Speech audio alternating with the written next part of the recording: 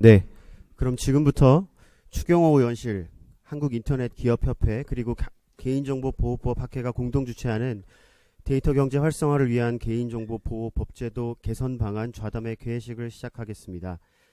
참고로 오늘 좌담회는 네이버 TV 그리고 카카오 TV를 통해 생중계되고 있습니다.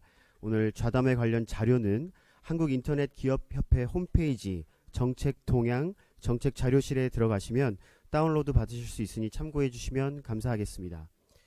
네, 먼저 국민의례가 있겠습니다. 모두 자리에서 일어나 정면에 있는 국기를 향해 서 주시기 바랍니다. 네, 국기에 대하여 경례.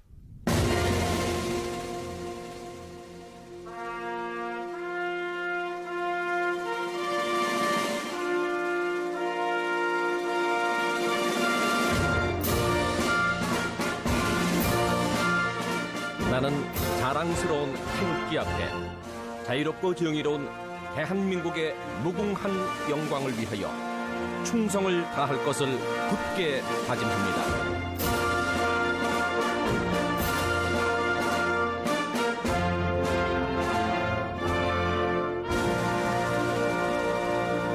바로 이하 국민의례는 생략하도록 하겠습니다. 모두 자리에 앉아주시기 바랍니다. 네, 그럼 먼저 저희 추경호 의원님의 개회사가 있겠습니다. 큰 박수로 맞아주시기 바랍니다.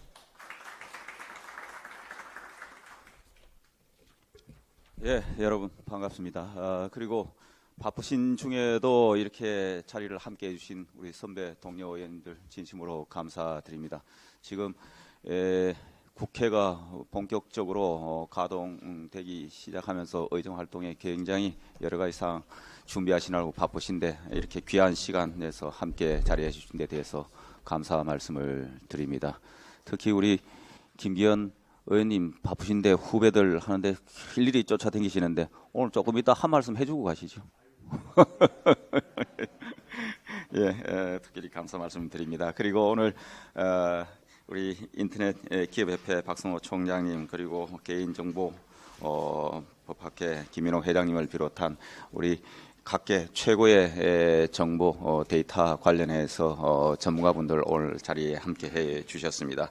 아시다시피 여기 계신 분들 지혜를 바탕으로 해서 지난 금년에 법이 이제 개인정보법 그다음 신용정보법, 정보통신망법이 지난해 통과돼서 금년 8월 5일 시행을 앞두고 있습니다. 상당히 진통 끝에 법이 통과가 됐습니다만은 막상 통과가 되고 나니까 아직까지 이 정보 활용, 데이터 활용 측면에서 부족한 부분이 많다. 아직 가야 될 길이 좀 더 있다. 이런 문제제기가 시행되기 전부터도 나오고 있습니다.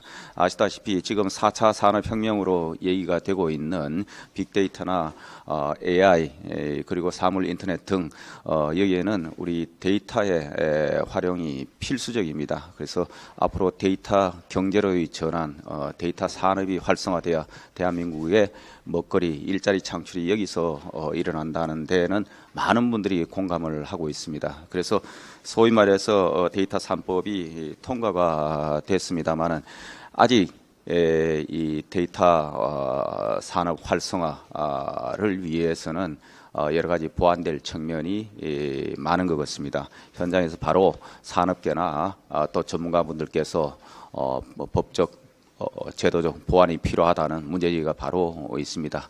물론 이런 데이터 산업 활성화와 관련해서 반드시 우리가 또 함께 중점을 둬야 될 부분이 또 개인정보 보호 문제입니다. 그래서 어떻게 데이터 이용을 더 확대 활성화 시키는 가운데서도 또 정보 보호도 소홀히 않는 이 조화를 어떻게 찾아나가야 될 것인가, 이것이 앞으로 늘 다가오는 숙제라고 하겠습니다. 그래서 이 균형점을 찾는데 오늘 최고 전문가분들 함께 해 주셨습니다. 오늘 모쪼록 심도 있는 토론을 통해서 좋은 보완 개선 방안이 제안이 되고 하면은 저와 여기 계신 의원님들 뜻을 같이 하시는 의원님들과 함께 입법적인 보완을 하는데 최선을 다하겠다 하는 말씀을 드립니다. 다시 한번 자리 함께 해주신 우리 의원님들과 전문가분들께 깊은 감사 말씀을 드립니다. 오늘 성과 있는 토론 기대합니다. 고맙습니다. 네, 말씀 감사드립니다. 교수님의 환영사가 있겠습니다. 뜨거운 박수로 맞아주시기 바랍니다. 예, 그냥 준비한 원고를 읽도록 하겠습니다.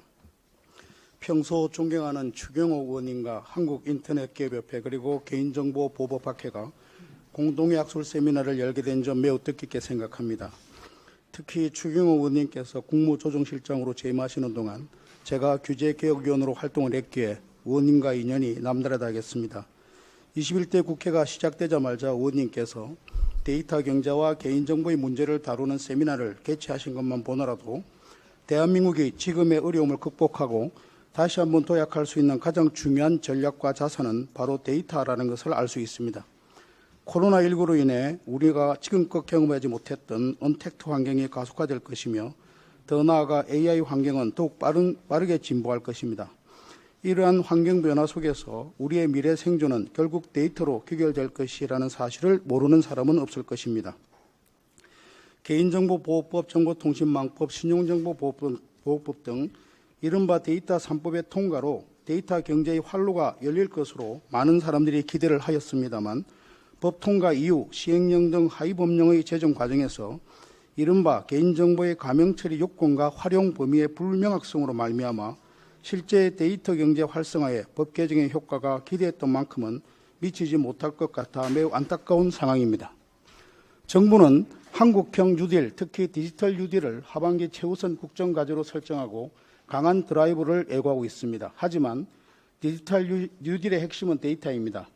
디지털 댐을 만들고 디지털 고속도로를 아무리 만들어도 댐을 채울 데이터가 없고 고속도로를 달릴 데이터가 없으면 무슨 소용이 있겠습니까? 디지털 뉴딜의 시작은 데이터 이용 활성화 여부에 따라 그 성패가 달라질 수밖에 없습니다. 데이터 이용 활성화는 궁극적으로 개인 데이터의 활용과 보호의 조화로운 균형을 어떻게 담보하느냐에 달려 있습니다. 바로 이러한 문제의식이 오늘 세미나에서 우리가 함께 고민해야 할 과제라고 생각합니다. 사실 이번에 개정된 데이터 3법은 개인정보 감독기구의 개선, 가명정보의 개념적 정의의 신설 등 몇 가지 사항에 대한 부분 개정에 불과할 뿐 개인정보보호법 개정의 완결판은 아닙니다. 법은 지속적으로 국민의 수요를 반영하고 공익적 가치를 고양해야 합니다. 개인정보보호법이 좀 더 국민 친화적이며 완성된 방향으로 나아가야 할 것입니다. 이러한 사명에 의원님께서 많은 역할을 해주실 것으로 기대합니다. 끝으로 오늘 어려운 여건 속에서도 발제를 맡아주신 이용 교수님과 토론을 맡아주신 임용 교수님, 고세훈 변호사님, 하인호 과장님, 김보람이 변호사님, 이진규 이사님께 깊은 감사를 드리며 특히 제가 평소 존경하는 이인호 교수님께서 자장을 맡아주셔서 너무나 감사드립니다. 아무쪼록 오늘 세미나를 통해 우리의 논의가 조금이라도 진일보할 수 있기를 기대합니다. 감사합니다. 네, 말씀 감사드립니다. 다음은 오늘 행사를 함께 준비해 주신 한국인터넷기업협회 박성호 사무총장님의 환영사가 있겠습니다. 큰 박수로 맞아주시기 바랍니다.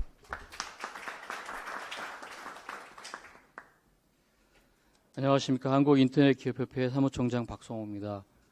짧게 하도록 하겠습니다. 오늘 자담회를 공동 주최해 주신 추경호 의원님 그리고 개인정보보호법학회 깊은 감사를 드리고요. 오늘 의원님들께서 바쁘신 가운데 굉장히 많이 참석해 주셔서 든든한 마음입니다. 깊이 감사드립니다. 오늘 토론이나 발제에 임하실 모든 분들께도 감사를 드리고요. 데이터 경제가 이제 시작됐는데 짧게 하면 지금 20대에서 물꼬를 터주셨습니다. 그런데 아직 기대 반 우려 반인 상황이고요. 앞으로 이것이 제대로 물꼬를 터서 물기를 잡으려면은 21대에서 국회의원분들께서 좋은 다리를 놓아주시길 바라고 있습니다. 우리나라가 이 중요한 시기에 세계 데이터 경제를 주도할 수 있는 진정한 선진국이 될 수 있도록 입법적으로 많은 지원을 부탁드리고 오늘 깊은 토론 있기를 기대합니다. 감사합니다. 네, 말씀 감사드립니다. 죄송합니다. 네, 원래 통상 이맘때쯤 저희가 단체 사진 촬영을 하는데요. 오늘은 지금 방송이 생중계 중이다 보니까 사진 촬영을 생략하도록 하겠습니다. 그 점 양해해 주시면 감사하겠습니다. 네, 저희 이것으로 개회식을 마치고 끝나기 전에 우리 사선에 김기현 반갑습니다. 의원님과 안녕하세요. 우리 이명수 의원님 한 말씀 해주시죠. 앉아서 말씀드리겠습니다. 그러니까 뭐 개인정보의 보호와 데이터의 산업화 이거는 늘 충돌하는 가치인데 갈수록 이제 데이터의 산업화의 비중이 커져가고 있는 시점이다 그런 생각을 하고요.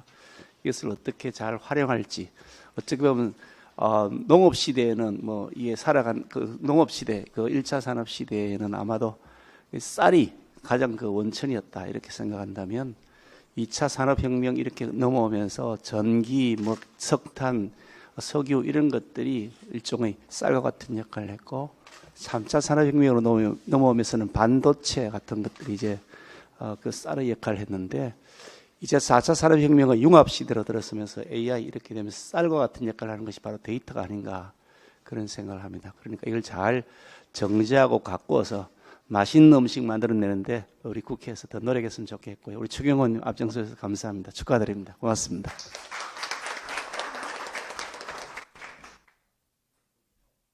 충분히 검토를 못하고 이게 참 정신없이 통과가 됐는데 벌써 많은 시행도 전에 문제가 제기가 됐는데 우리가 합당한 것은 빨리 좀 고치도록 최선을 다하겠습니다. 그게 저희들이 할 일 중요한 일인 것 같습니다. 예.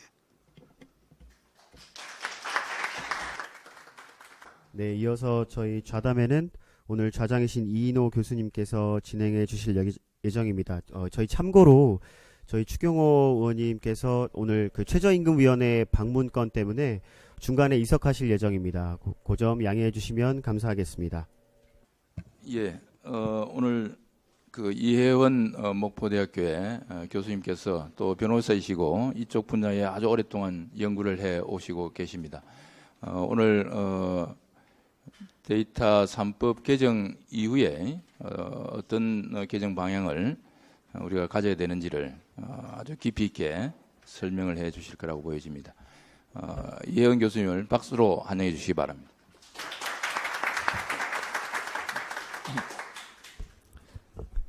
예, 안녕하십니까. 오늘 발제를 맡게 된 이혜원입니다.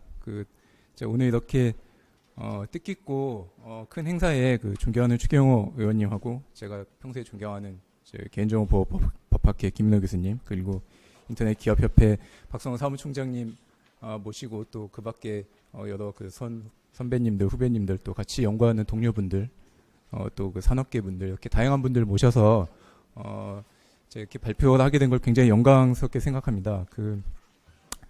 저는 뭐 짧게만 말씀드리면 저는 예전에 그 행정안전부에 근무한 경험이 있습니다. 그때 제가 그 공공기관 개인정보보호법을 조금 관장을 했었고요. 그러면서 이제 개인정보 분야에 관심을 갖게 되었습니다. 그래서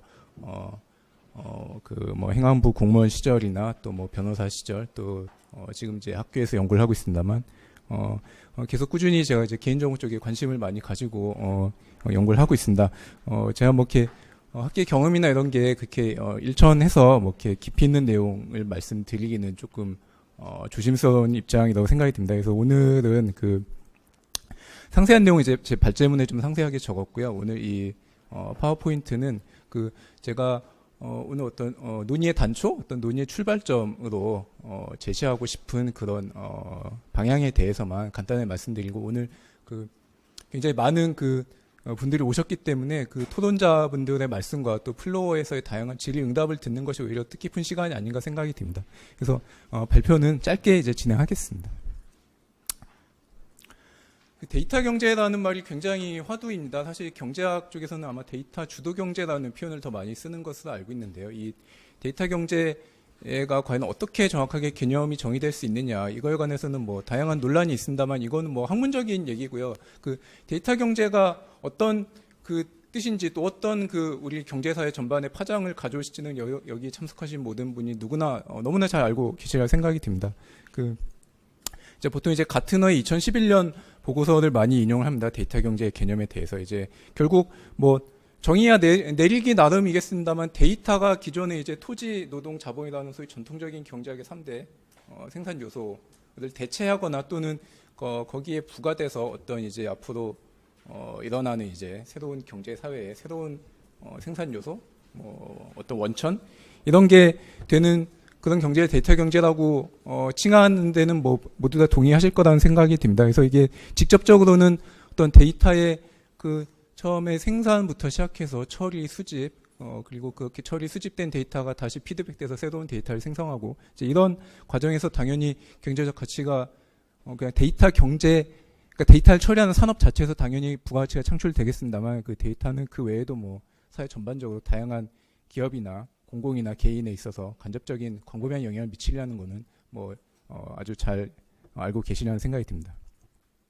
제가 오늘 말씀드리고 싶은 거는 중에 하나가 이제 4차 산업혁명이라는 굉장히 큰 화두가 있는데 4차 산업혁명의 본질이 과연 무엇이냐, 요거에 관해서도 이제 결국 이게 데이터 혁명이 아니냐라는 그 논의가 많이 있습니다. 왜냐하면 결국 그 대표적인 게 제가 지금 인공지능을 지금 슬라이드에 제시를 했는데요. 이게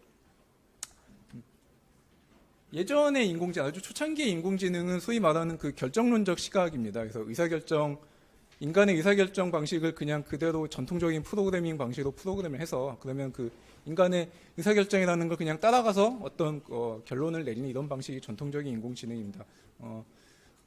반면 이제 소위 말하는 이제 머신러닝, 또 최근에 이제 머신러닝을 넣어서 딥러닝을 얘기하죠. 딥러닝은 저는 이제 공학 전공을 공학적인 학문적 배경이 있어서 제가 조금 이해는 하고 있습니다. 딥러닝은 그 기존의 컴퓨터 프로그램하고는 완전히 다른 방식입니다. 딥러닝은 아주 기본적인 얼개만 설계를 하고 그다음에 이제 데이터를 집어넣습니다. 그럼 데이터를 집어넣으면 그 데이터를 처리해서 그 결과값을 다시 알고리즘에 피드백하고 이런 식으로 기계가 스스로 규칙을 발견해 나가는 이런 방식을 기본적으로 하고 있습니다. 그렇기 때문에 4차 산업의 대표적인 인공지능 기술은 결국 어떤 데이터를 입력값을 넣느냐가 일단 가장 큰 핵심이 되고요. 또 인공지능의 데이터를 넣으면 이제 출력값이 나오지 않습니까? 그 출력값과 정확한 데이터를 비교해서 이제 피드백 과정을 거쳐야 됩니다. 그렇기 때문에 입력과 출력을 비교하는 비교단 양단에 있어서 아주 양질의 또 다수의 데이터를 확보하는 것이 결국 핵심입니다. 인공지능 예를 말씀드렸습니다만 결국 4차 산업혁명은 어떤 데이터에 기반한 이런 혁명이다. 이렇게 바꿔 말해도 과언이 아니라고 생각을 하고 있습니다.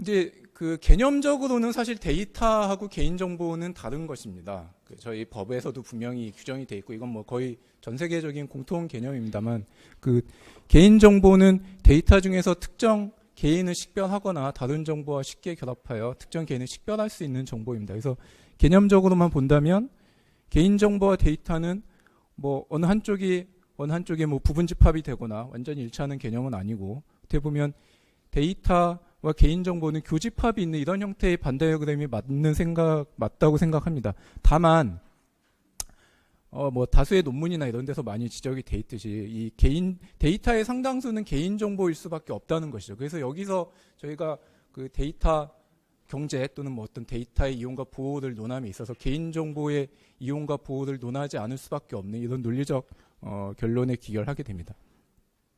사실 생각해보면 그 정보라는 것이 인류 사회에서 중요하지 않은 적은 없었습니다. 저희가 뭐 아주 예전에 생각을 해보더라도 뭐 전쟁 같은 걸 생각해보면 적의 정보를 누가 빨리 입수해서 어떻게 공격과 방어 전략을 짜느냐 이게 어떤 국가 사회의 흥망을 좌우하는 그런 문제였지 않습니까? 근데 최근에 데이터 또는 개인정보라는 얘기가 이제 화두가 된 것은 사실 이제 정보 기술이 워낙 발전하다 보니 어떤 정보 기술을 이용해서 대용량의 데이터를 손쉽게 수집하고 처리하고 공유하고 이럴 수 있는 환경이 갖추어졌기 때문입니다. 그래서 개념적으로 본다면 정보 안에 데이터가 있고 데이터와 개인정보는 상당 부분 교집합을 가지고 있다. 저는 이렇게 생각을 하고 그래서 결국 개인정보에 관한 어떤 법적 문제를 논하지 않으면 데이터의 이용과 보호에 관한 법적 문제를 논할 수가 없다라는 말씀을 드리고 싶습니다. 뭐 다들 이제 아시겠지만 이제 2002년 2월 5일자도 이제 개정 데이터 3법 소위 데이터 3법이 통과가 됐습니다. 근데 지금 8월 5일자도 시행 예정으로 제가 기억하고 있는데요. 근데 아까 이제 존경하는 추경호 의원님께서도 적절히 말씀을 주셨습니다만 아직 시행되기도 전입니다. 그렇죠? 예, 시행되기도 전인데 벌써 산업계 나름대로 어떤 불만 또 비판 제기하고 있고 또 학계도 그러하고요. 또 시민단체도 마찬가지입니다. 이게 다양한 아직 법이 시행되지도 않았는데 벌써부터 이런 다양한 어떤 이해관계자들의 의견이 충돌되고 대립되고 뭐 사실 이런 건 굉장히 건강한 사회적 논의이죠. 이런 논의가 반드시 필요합니다만 시행되기도 전에 벌써 이런 많은 문제점들이 제기되고 있다는 것은 이제 신속히 이 개정 데이터 3법의 문제점을 다시 한번 직시하고 다시 한번 개정 작업을 해야 되는 게 아닌가 이런 생각을 갖게 해봅니다.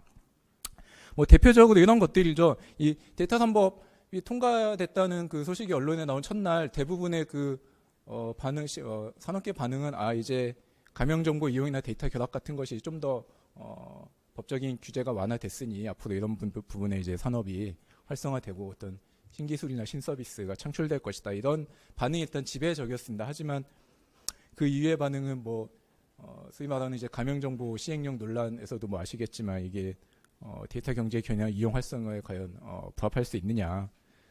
그리고 사실 찬찬히 따져보니 개정 전이나 후나 규제나 어떤 감독 당국의 제재 수위는 대동소이한 것이 아니냐 이런 다양한 비판들. 또 시민단체에서는 특히 가명 정보를 중심으로 이게 정보인권 측면에서 오히려 계약된 것이 아니냐, 개선이 돼야 되는데 오히려 더 계약됐다, 인권 강화 방향으로 신속히 재개정돼야 된다, 이런 다양한 비판을 받고 있습니다. 그래서 이런 비판이 제기되는 것을 이제 문제 상황으로 제가 인식을 하고 어떤 방향으로 데이터 3법이 개정되는 게 좋겠는가에 관한 연구를 조금 진행했습니다. 그래서 데이터 3법 중에서 이제 일반법이라 할 수 있는 개인정보보호법을 중심으로 제가 연구를 했고요. 그쪽에 관한 이제 제 나름대로의 개선 방안을 간략히 말씀드리겠습니다. 상세한 내용은 그 발제문에 나와 있고 제가 추가적으로 연구는 돼 있지만 아직 발표하지 않은 부분도 있습니다. 그래서 만약 그런 부분은 이따가 이제 토론이나 이럴 때 기회가 되면 또 말씀을 드리도록 하겠습니다.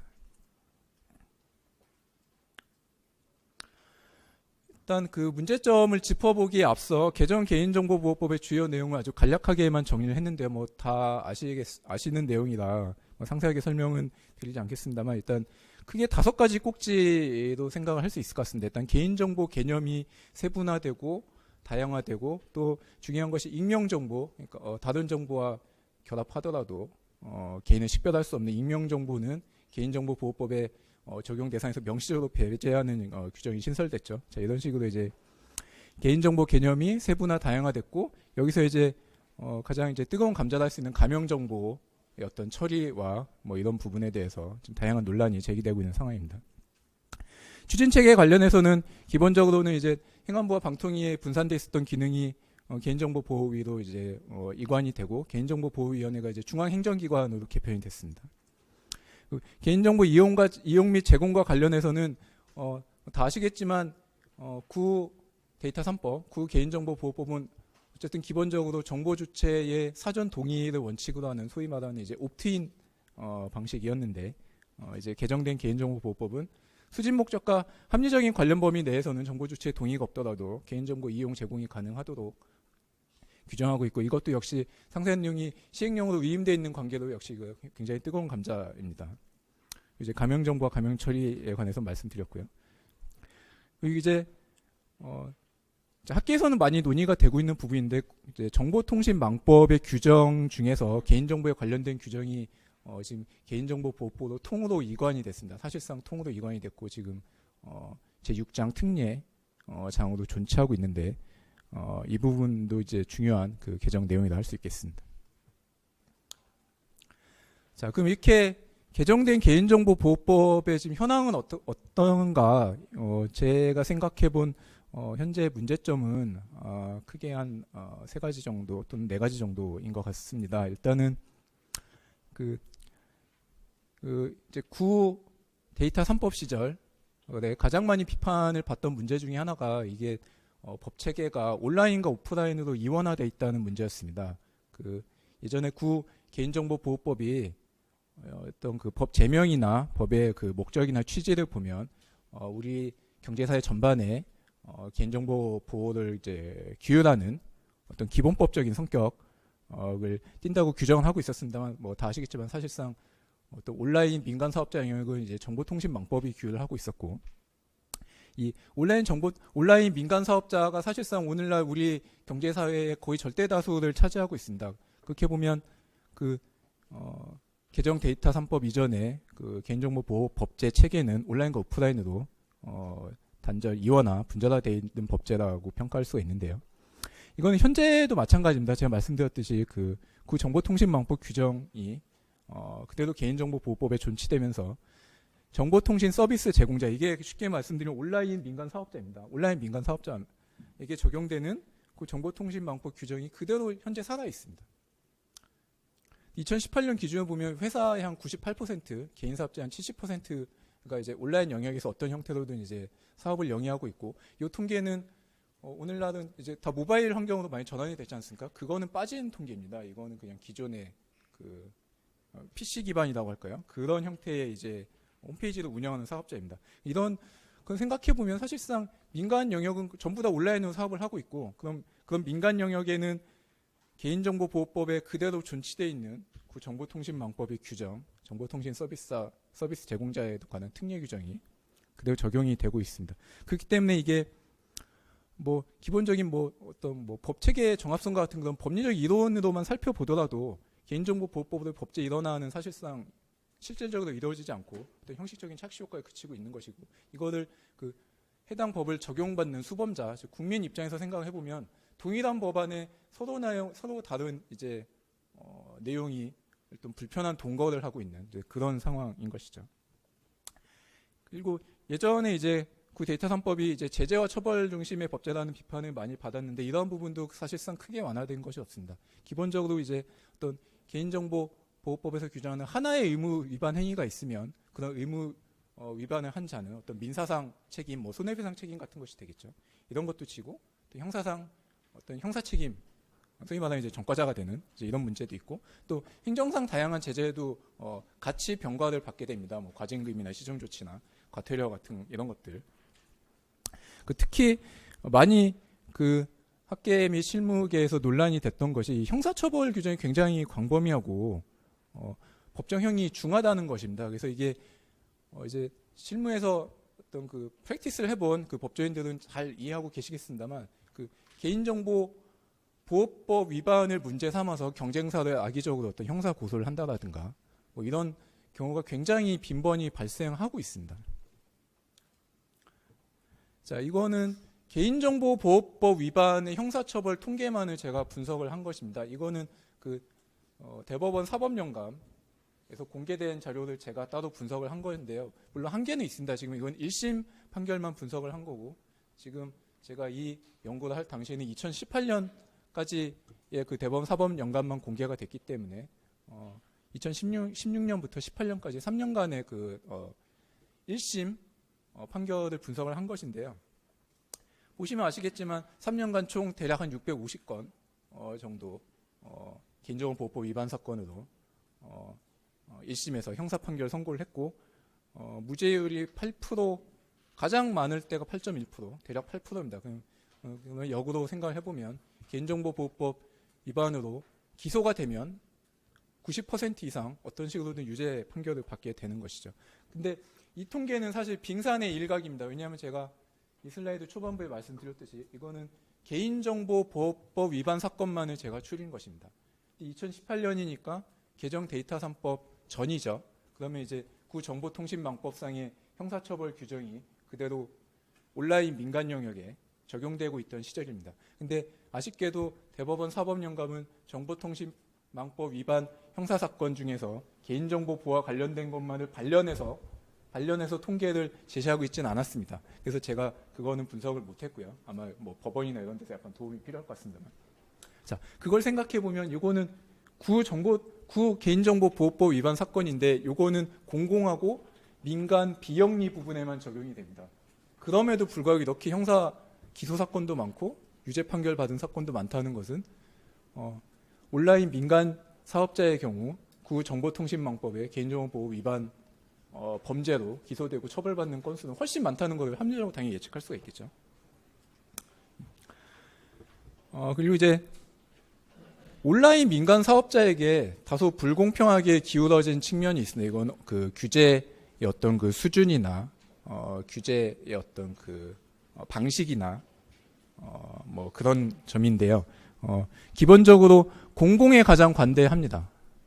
예. 그리고 민간 에게 좀 더 이제 규제가 강화돼 있고요. 그 중에서도 재차 강조드립니다만 민간 중에서도 거의 절대 다수를 차지하는 정보통신 서비스 제공자, 즉 온라인 민간 사업자에게 굉장히 강화된, 가중된 규제가 규정이 되어 있습니다. 이것은 그 법문만 봐서는 사실 뭐 한눈에 들어오진 않습니다만 뭐 법문 자체도 그러하고 실질적으로도 공공 부분에 대해서는 개인정보보호법이 예정하고 있는 각종 규제나 형사처벌을 적용하기가 어려운 측면이 있기 때문입니다. 그래서 그거는 제가 이렇게 표로 한번 분석을 해 보았고요. 상세한 내용은 이제 발제문에 조금 더 설명이 되어 있습니다만 기본적으로 공공 부문에 대해서는 뭐 어떤 위반 행위자 개인에게는 어떤 뭐 징계나 형사처벌이나 이런 건 가능하겠습니다만 그런 개인을 넘어 어떤 기관에 대해서는 시정조치나 고발이나 과징금 이런 것들이 법리적으로 불가능하고요. 대부분은 또 실질적으로도 사실상 행해지지 않습니다. 그와 반면 민간 부문, 특히 정보통신 서비스 제공자에게는 굉장히 가중한 제재, 거의 모든 제재가 적용이 되고 뒤에 잠깐 말씀드리겠습니다만 형사처벌에 있어서는 특히 더 가중된 형사처벌이 적용이 되고 있습니다. 특히 제가 여기서는 상세히 설명하지 않았습니다만 이게 엄격히 말하면 정보통신 서비스 제공자가 아니고 여기 등이 있습니다. 등이 보이시죠? 이 법문을 자세히 보면 민간에 적용되는 그 개인정보보호법 규정은 정보통신 서비스 제공자, 즉 온라인 민간 사업자 자체에만 적용되는 것이 아니고요. 거기 이제 등이라는 개념 표시가 붙지 않습니까? 저기서 말하는 등은 온라인 민간 사업자로부터 이용자의 개인정보를 제공받은 자입니다. 그렇기 때문에 법문상 공공과 민간의 구별이 없어요, 사실은. 예. 그래서 뭐 아직까지 이 정보통신 서비스 제공자 등이 과연 공공까지 포괄하는 것이냐에 대해서는 뭐 명확한 대법원 판례나 하급심 판결은 저는 없는 것으로 알고 있습니다만 법문만 해석을 해본다면 공공, 뭐 정부기관도 정보통신 서비스 제공자 등이 해당될 수 있는 거죠. 이거는 어떻게 보면 굉장한 어떤 입법상 문제라는 저는 생각을 갖고 있습니다. 지금 그 코로나 사태로 그 굉장히 그 감염법 전염법 그 예방관리법 같은 이런 법들이 강화되면서 그 어떤 확진자의 동선을 추적하거나 이런 걸 하기 위해서 굉장히 뭐 이동통신 사업자나 이런 민간 영역으로부터 정보 굉장히 광범위한 정보를 수집하고 있습니다. 뭐 잘 아시겠지만 그 이태원 클럽에서 그 확진자들이 굉장히 촉발됐을 때 그 시점에 이태원에 있었던 모든 국민의 그 이동통신 기지국 접속 내역을 정부가 요청해서 받은 것으로 저는 알고 있는데, 자, 그런 경우는 어떻게 되겠습니까? 그럼 공공도 정보통신 서비스 제공자 등이 해당이 될 수가 있는 거죠. 자, 그러면 이런 체계가 과연 맞는 것이냐? 한번 생각을 해봐야 된다 생각이 듭니다. 이거는 이제 그림자 규제 문제입니다. 이거는 뭐 이게 정확히 개인정보보호법 자체의 문제라고 말씀드리기는 어려운 측면도 있습니다만 이 그림자 규제라는 게 저는 이제 가이드라인이나 해설서나 각종 질의응답 이제 포괄해서 이제 말씀드리는 것인데요. 이게 뭐 법에 근거가 없더라도 행정기관이 뭐 소관 업무의 수행 과정에서 뭐 가이드라인이나 해설서, 질의응답 같은 거는 충분히 작성하고 배포할 수 있습니다. 이거는 뭐 당연한 그 행정기관의 행정청의 어떤 공권력의 고유 권한일 것입니다. 다만 문제가 되는 것은 이게 행정규제기본법상의 규제는 해당되지 않습니다. 그럼에도 불구하고 이게 어떤 실무에서는 사실상의 규제, 사실상의 어떤 대외적 구속력을 갖는 어떤 거의 법령과 동일한 효과를 내는 것이 문제입니다.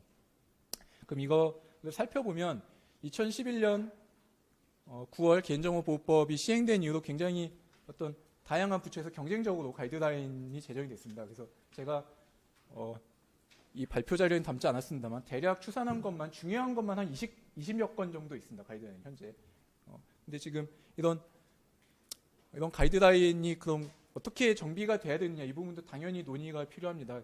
데이터 3법이 개정됐는데 기존의 가이드라인의 뭐 효력이 상실됐다 이런 식의 뭐 명확한 얘기는 없고 지금 계속 시행이 되고 적용이 되고 있다는 얘기인데 그러면 이런 가이드라인이 실질적인 어떤 대외적 구속력으로서 구속력을 가지면서 어떤 산업계나 어떤 수범 대상을 구속하게 되면 이게 어떤 문제가 있냐면 현실에서는 일단 가이드라인을 준수해야 되겠죠.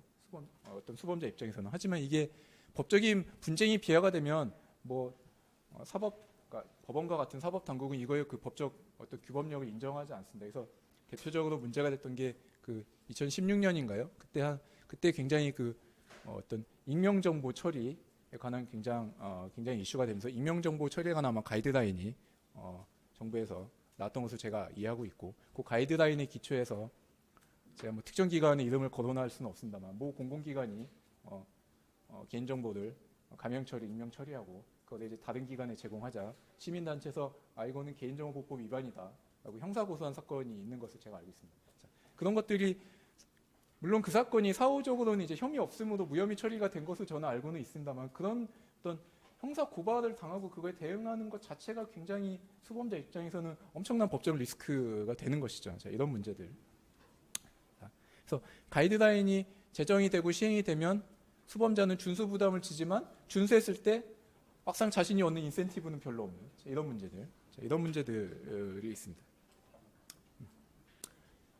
그래서 개선 방안은 뭐 굉장히 다양한 개선 방안이 나올 수 있으리라는 생각이 들고 오늘 이 자리에서 그 다양한 논의가 이루어질 거라는 생각이 듭니다. 그래서 제가 상세한 뭐 말씀은 드리지 않겠습니다. 다만 이게 법적인 관점에서 생각을 해보면 개인정보의 보호와 이용을 어디에서 과연 출발점을 삼아야 되는 것이냐, 어디가 과연 기초이냐라는 생각을 저는 해보게 됩니다. 이 개인정보 보호의 어떤 헌법적 근거, 어떤 법학적 그 사고의 기초는 이제 헌법재판소가 2005년 인정한 이제 개인정보 자기결정권이라는 이제 기본권입니다. 개인정보 자기결정권이라는 기본권이 헌법에 규정되어 있지는 않습니다. 명문은 규정되어 있지는 않습니다. 다만 이 개인정보 자기결정권은 요 헌법재판소 결정, 그리고 이런 표현을 가장 많이 쓴 게 이제 그 독일의 연방 헌방법원이 소위 말하는 인구조사 판결, 1980년대에 나왔던 굉장히 유명한 판결인데 이제 여기서부터 이제 유래된 것으로 알고 있는데요. 이거는 기본적으로 이 개인정보 자기결정권은 국가 대 개인의 관계에서 개인의 자유와 권리를 보장하기 위한 것입니다.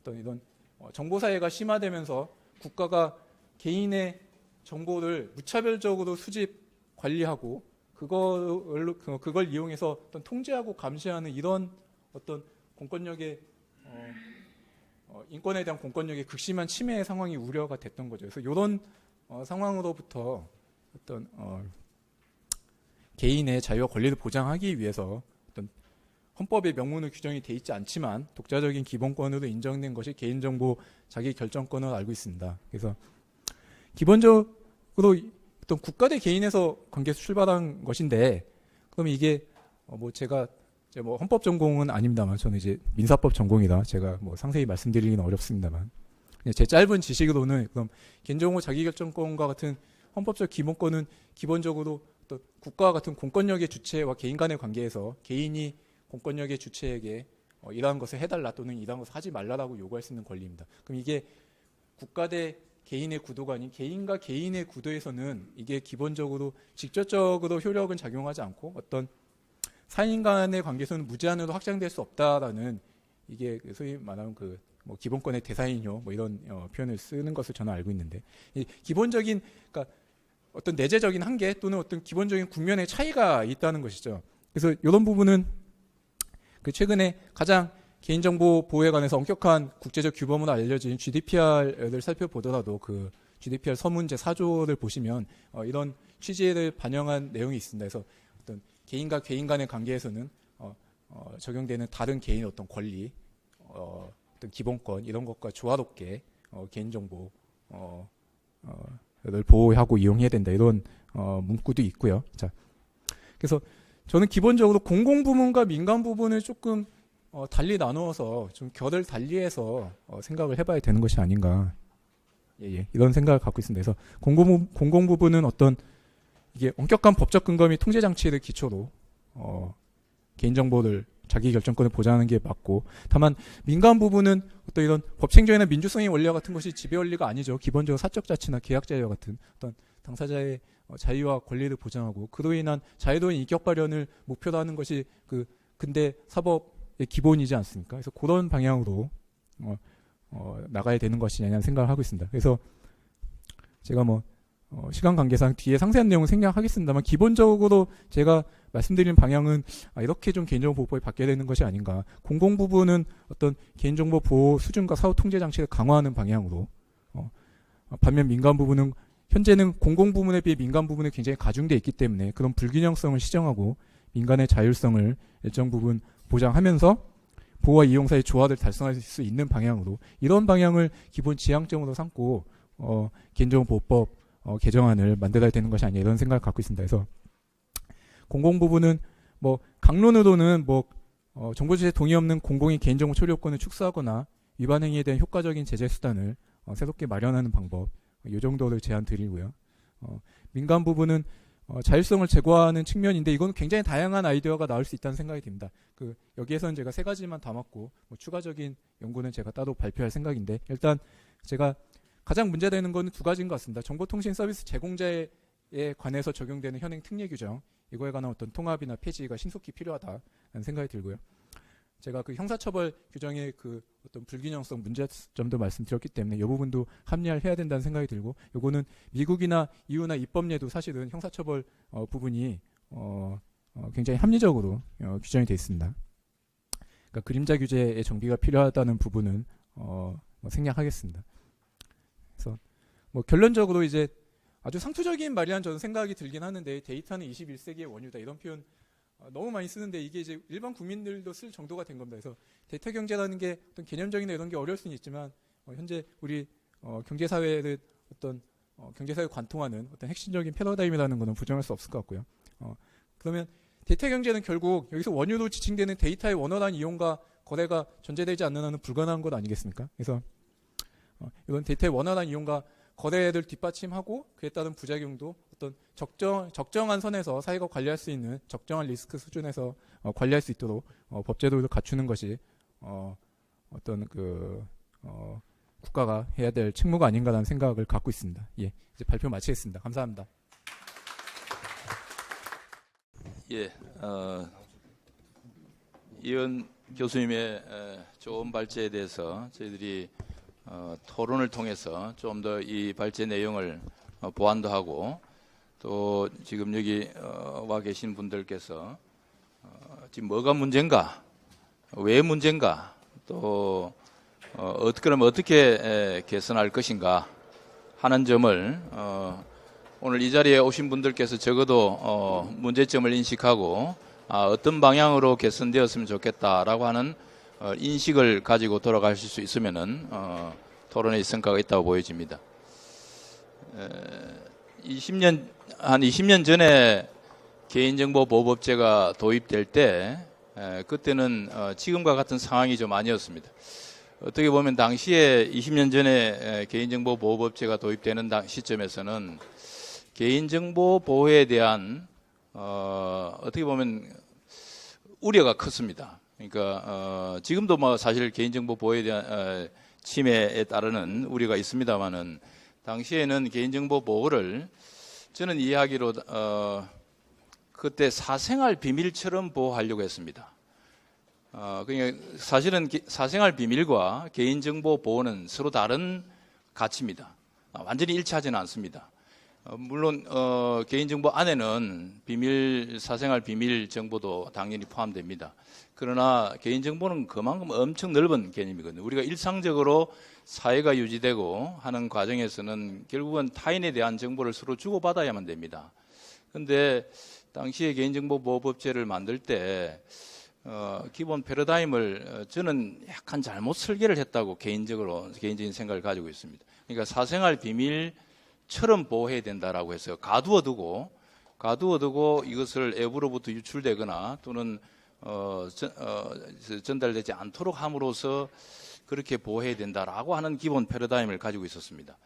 그런데 지금 20년이 지나면서 오히려 아까 여러 위원님들께서도 데이터가 갖는 중요성이 점점 커지면서 지금은 데이터를 활용하지 않으면은 경제 자체가 발전할 수 없는 상황에 놓였습니다. 그래서 지금은 이제 그 패러다임을 기초했던 그 기본 여건들이 굉장히 많이 변했습니다. 그래서 지금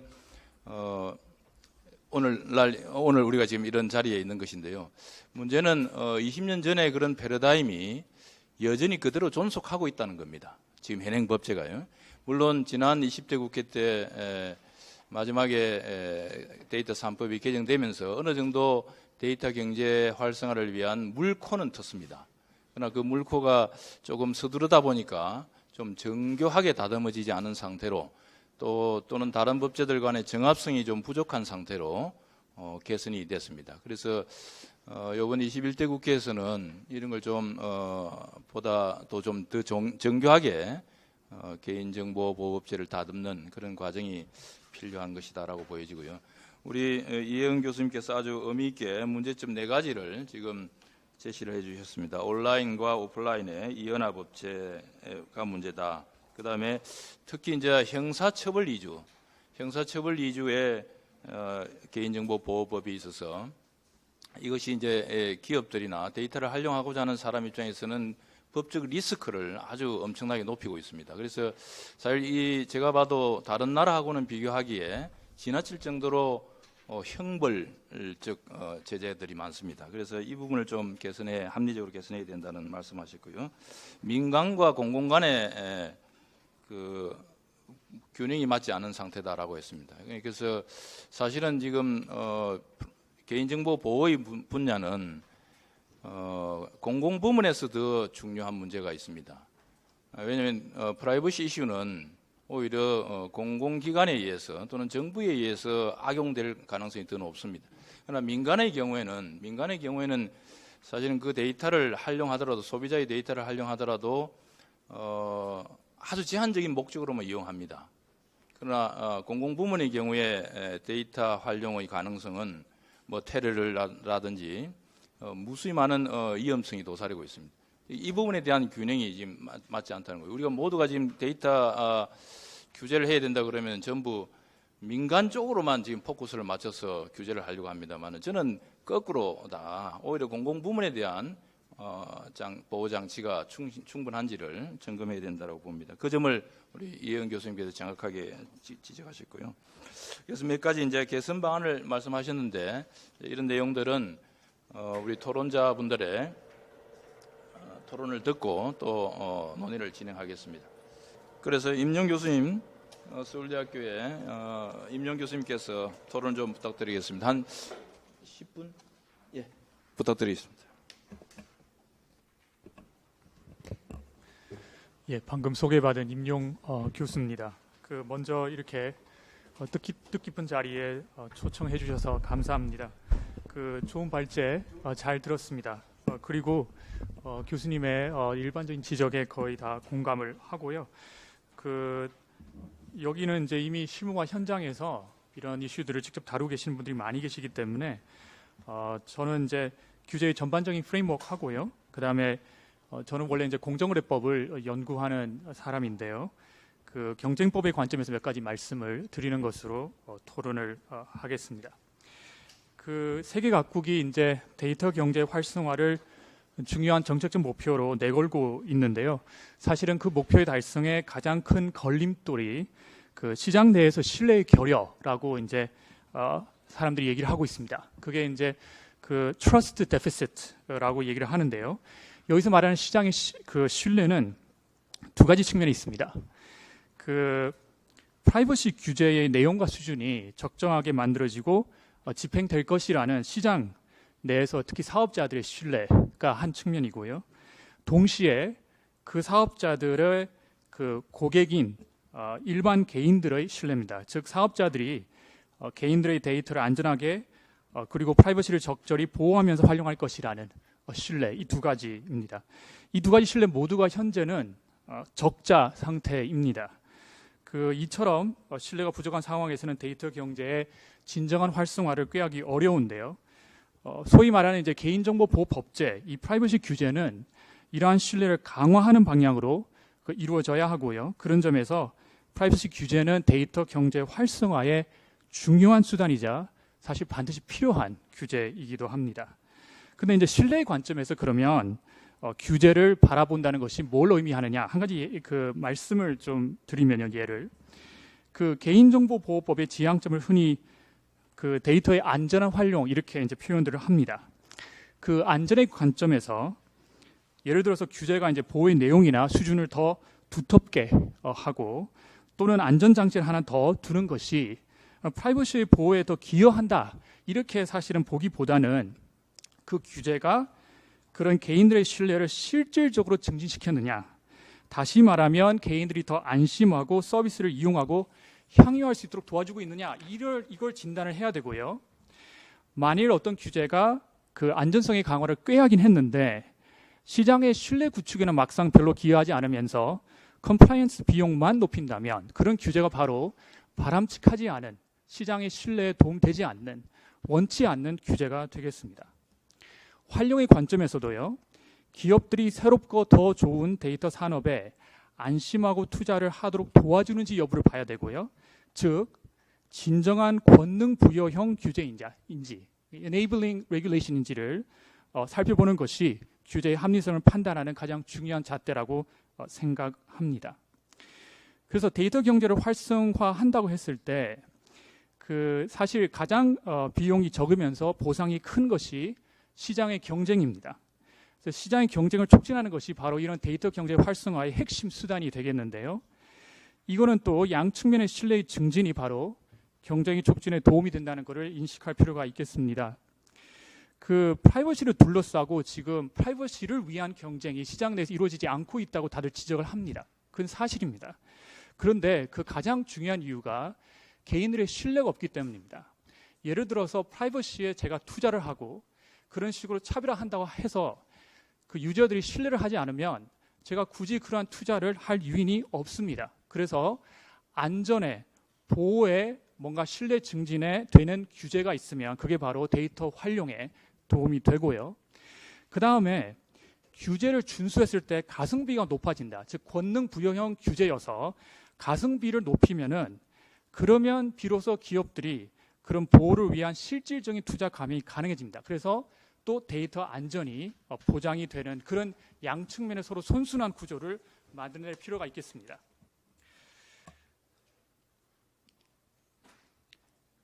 그러면 이제 이런 관점에서 뭘 해야 되느냐? 저는 이제 개선 방안에 대해서 그 이미 좋은 그 지적들을 많이 주셔가지고 두 가지만 더 제안을 드리겠습니다. 그 현행 프라이버시 법제가 이러한 두 가지 역할, 이 두 가지 측면을 다 제대로 수행하기 위해서 먼저 해야 될 것이 소위 프라이버시 덤불의 그 완화입니다. 해소가 정말 가능한지는 모르겠는데 적어도 완화할 필요는 있습니다.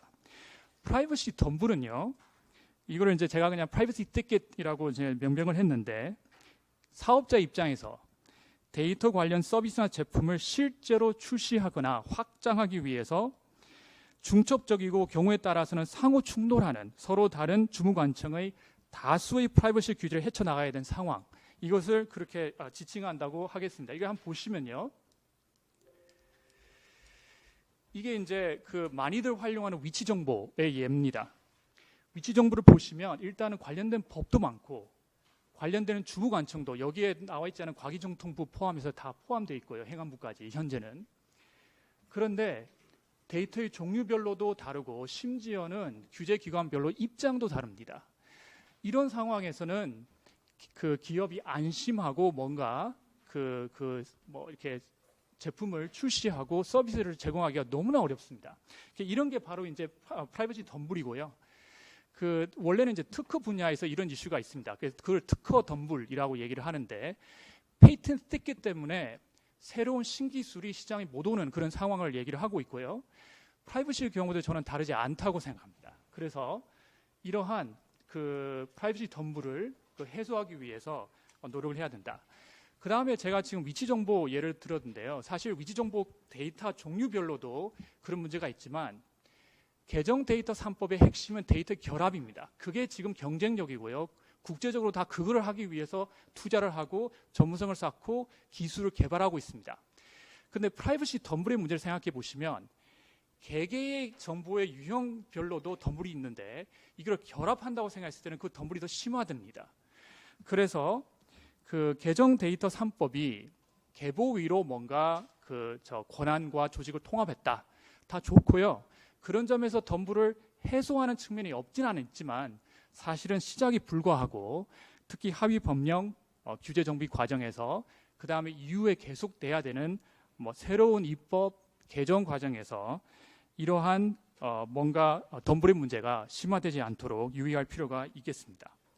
시간 관계상 일단 뭐 이 정도로 해서 넘어가고요. 그 다음에 그 말씀드리고 싶은 두 번째 측면은 경쟁의 관점에서 좀 그 한 가지 말씀드리려고 합니다. 지금 그 프라이버시 지금 법제의 집행을 보면은 선별적 차등적으로 집행이 되는 현상이 지금 발현되고 있고요. 이거로 인한 시장 경쟁의 왜곡이 있을지 또는 있을 수 있는지를 좀 진단하고 적어도 인식하고 집행을 해야 될 필요가 있습니다. 이러한 선별적 차등적 프라이버시 규제는요, 경우에 따라서는 의도치 않게 발생을 합니다. 또는 의도와 다르게. 그게 이제 바로 프라이버시 덤불이 되겠고요. 그 다음에 이제 오히려 의식적으로 선별적 차등적 집행이 이루어지는 경우도 있습니다. 그 이유는 이런 컴플라이언스 비용이 상당한 부담이 되기 때문에 그러한 비용 부담 능력에 따라서 선별적 차등적으로 집행하려고 하는 경향이 생깁니다. 그게 이후의 경우도 마찬가지고, 그래서 GDPR도 현재는 선별적 차등적으로 이루어지고 있습니다. 그렇게들 얘기를 하고 있고요. 규제 당국에서도 스스로. 그다음에 그 외에 현재 프라이버시 문제가 워낙 중요하다 보니까 제가 연구하는 분야인 공정거래법, 공정거래위원회도 지금 프라이버시를 경쟁의 단면으로 봐가지고 그런 소위 규제의 일선에 지금 다 뛰어들고 있습니다. 그래서 이러한 인접 규제들이 이제 들어올 때, 예를 들어서 공정거래법의 경우에는 시장력 보유의 여부에 따라서 규제의 차등이 있습니다. 그래서 공정거래법을 동원할 때는 자연스럽게 차별적, 차등적, 선별적 규제가 발생이 됩니다. 근데 이런 식의 그런 그 선별적이고 차등적 프라이버시는 사실은 오늘날처럼 프라이버시 규제에 대한 컴플라이언스 비용이, 리스크가 굉장히 높은 상황에서는 어떻게 보면 의도와 다르게 시장 진입 비용을 오히려 높이고, 그 다음에 공정한 경쟁의 장을 기울어진 운동장으로 이렇게 만들어버리는 그러한 악영향이 있을 수 있습니다. 그리고 실제로 이게 선별적으로 집행이 되면은 이러한 규제를 무기화하는 그런 경쟁자들의 유인도 높일 수가 있습니다. 그래서 이런 거에 대해서 좀 생각을 해봐야 되는데요. 몇 가지 말씀을 드리면은 그 실제로 이제 이러한 이제 영향이 뭐가 있는지를 경쟁 관련돼서 좀 진단을 할 필요가 있습니다. 규제에. 그래서 이게 마치 환경 영향 평가처럼 아주 공식적으로 할 수는 없을지 몰라도 적어도 이런 프로세스가 규제의 입안과 정비 그리고 집행 과정이 있으면 좋을 것 같고요. 그 다음에 그 하나의 예를 좀 들면요, 좀 바람직한 방향을 이제 생각을 해보면, 이 데이터 결합과 관련해서 지금 전문기관, 외부의 전문기관에 가가지고 그런 데이터 결합 절차를 거쳐야 되는 걸로 지금 현재 규제가 이 법령이 지금 이제 입법이 되어 있습니다. 그거 다 그 선택할 수 있는 하나의 정책적인 그런 의사 결정입니다.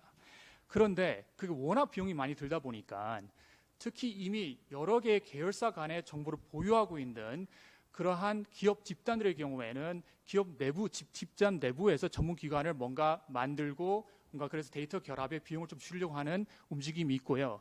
사실 어떤 의미에서는 그거는 다 외국 기업들은 다 하고 있습니다. 자, 그러면 이제 그거를 하는 순간 즉시 그렇지 않은 신규 진입자라든지 중소사업자들, 영세사업자들의 경우에는 난 너무 불리하다라고 얘기를 할 겁니다. 그럴 때 만일 규제의 방향이 자 그러면 너도 하지 마 이렇게 하면 그게 바로 권능 부여형 규제에 역행하는 것입니다. 오히려 그 경우에는 그걸 허용하면서 그러면 더 나아가서 신규 진입자, 영세 사업자, 우리가 원하는 새로운 네이버, 새로운 구글, 우리 한국의 넥스트 페이스북과 그런 MS가 등장할 수 있도록 오히려 좀 선제적으로 그런 규제 입법을 할 필요가 있겠습니다. 그래서 그런 식으로 좀 접근해야 된다는 말씀 좀 드리고 싶고요. 그 다음에 마지막으로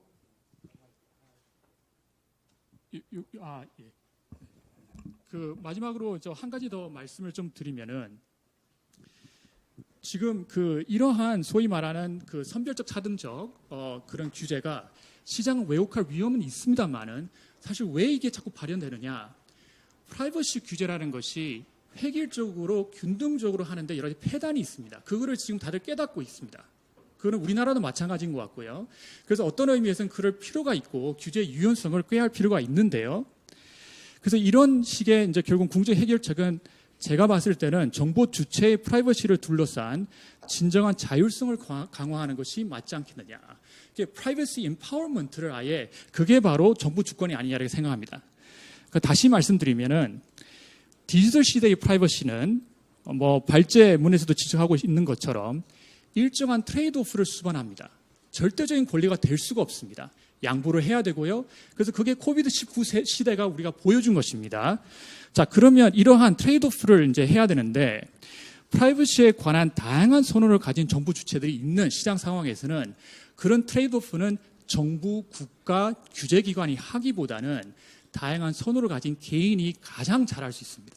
그래서 그런 점에서 개인들에게, 정부 주체들에게 자율적으로 프라이버시의 내용과 수준을 선택, 바게닝할 수 있도록 지원하고 하는 그런 법제를 조성할 필요가 있고요. 그래서 어떤 의미에서는 이러한 점에서의 정보 주권에 대한 새로운 이해 필요. 즉, 프라이버시권은 권리긴 한데 공권일 수도 있고요. 그거는 말씀하신 대로 이제 공공 분야의 국가에 대한 공권으로 이제 보는 거고, 사실은 시장에서는 거래 가능한 프라이버시 권리로 다시 좀 생각을 해야 되지 않느냐.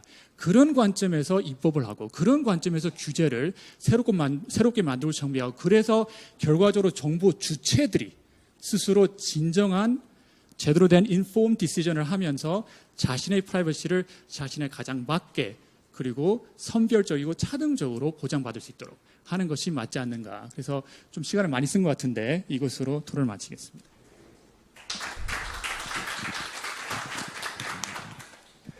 예, 임용 교수님께서 경쟁법적 관점에서 아주 중요한 말씀을 하셨습니다. 결국 정보 주체에게 선택권을 확장시켜야 된다.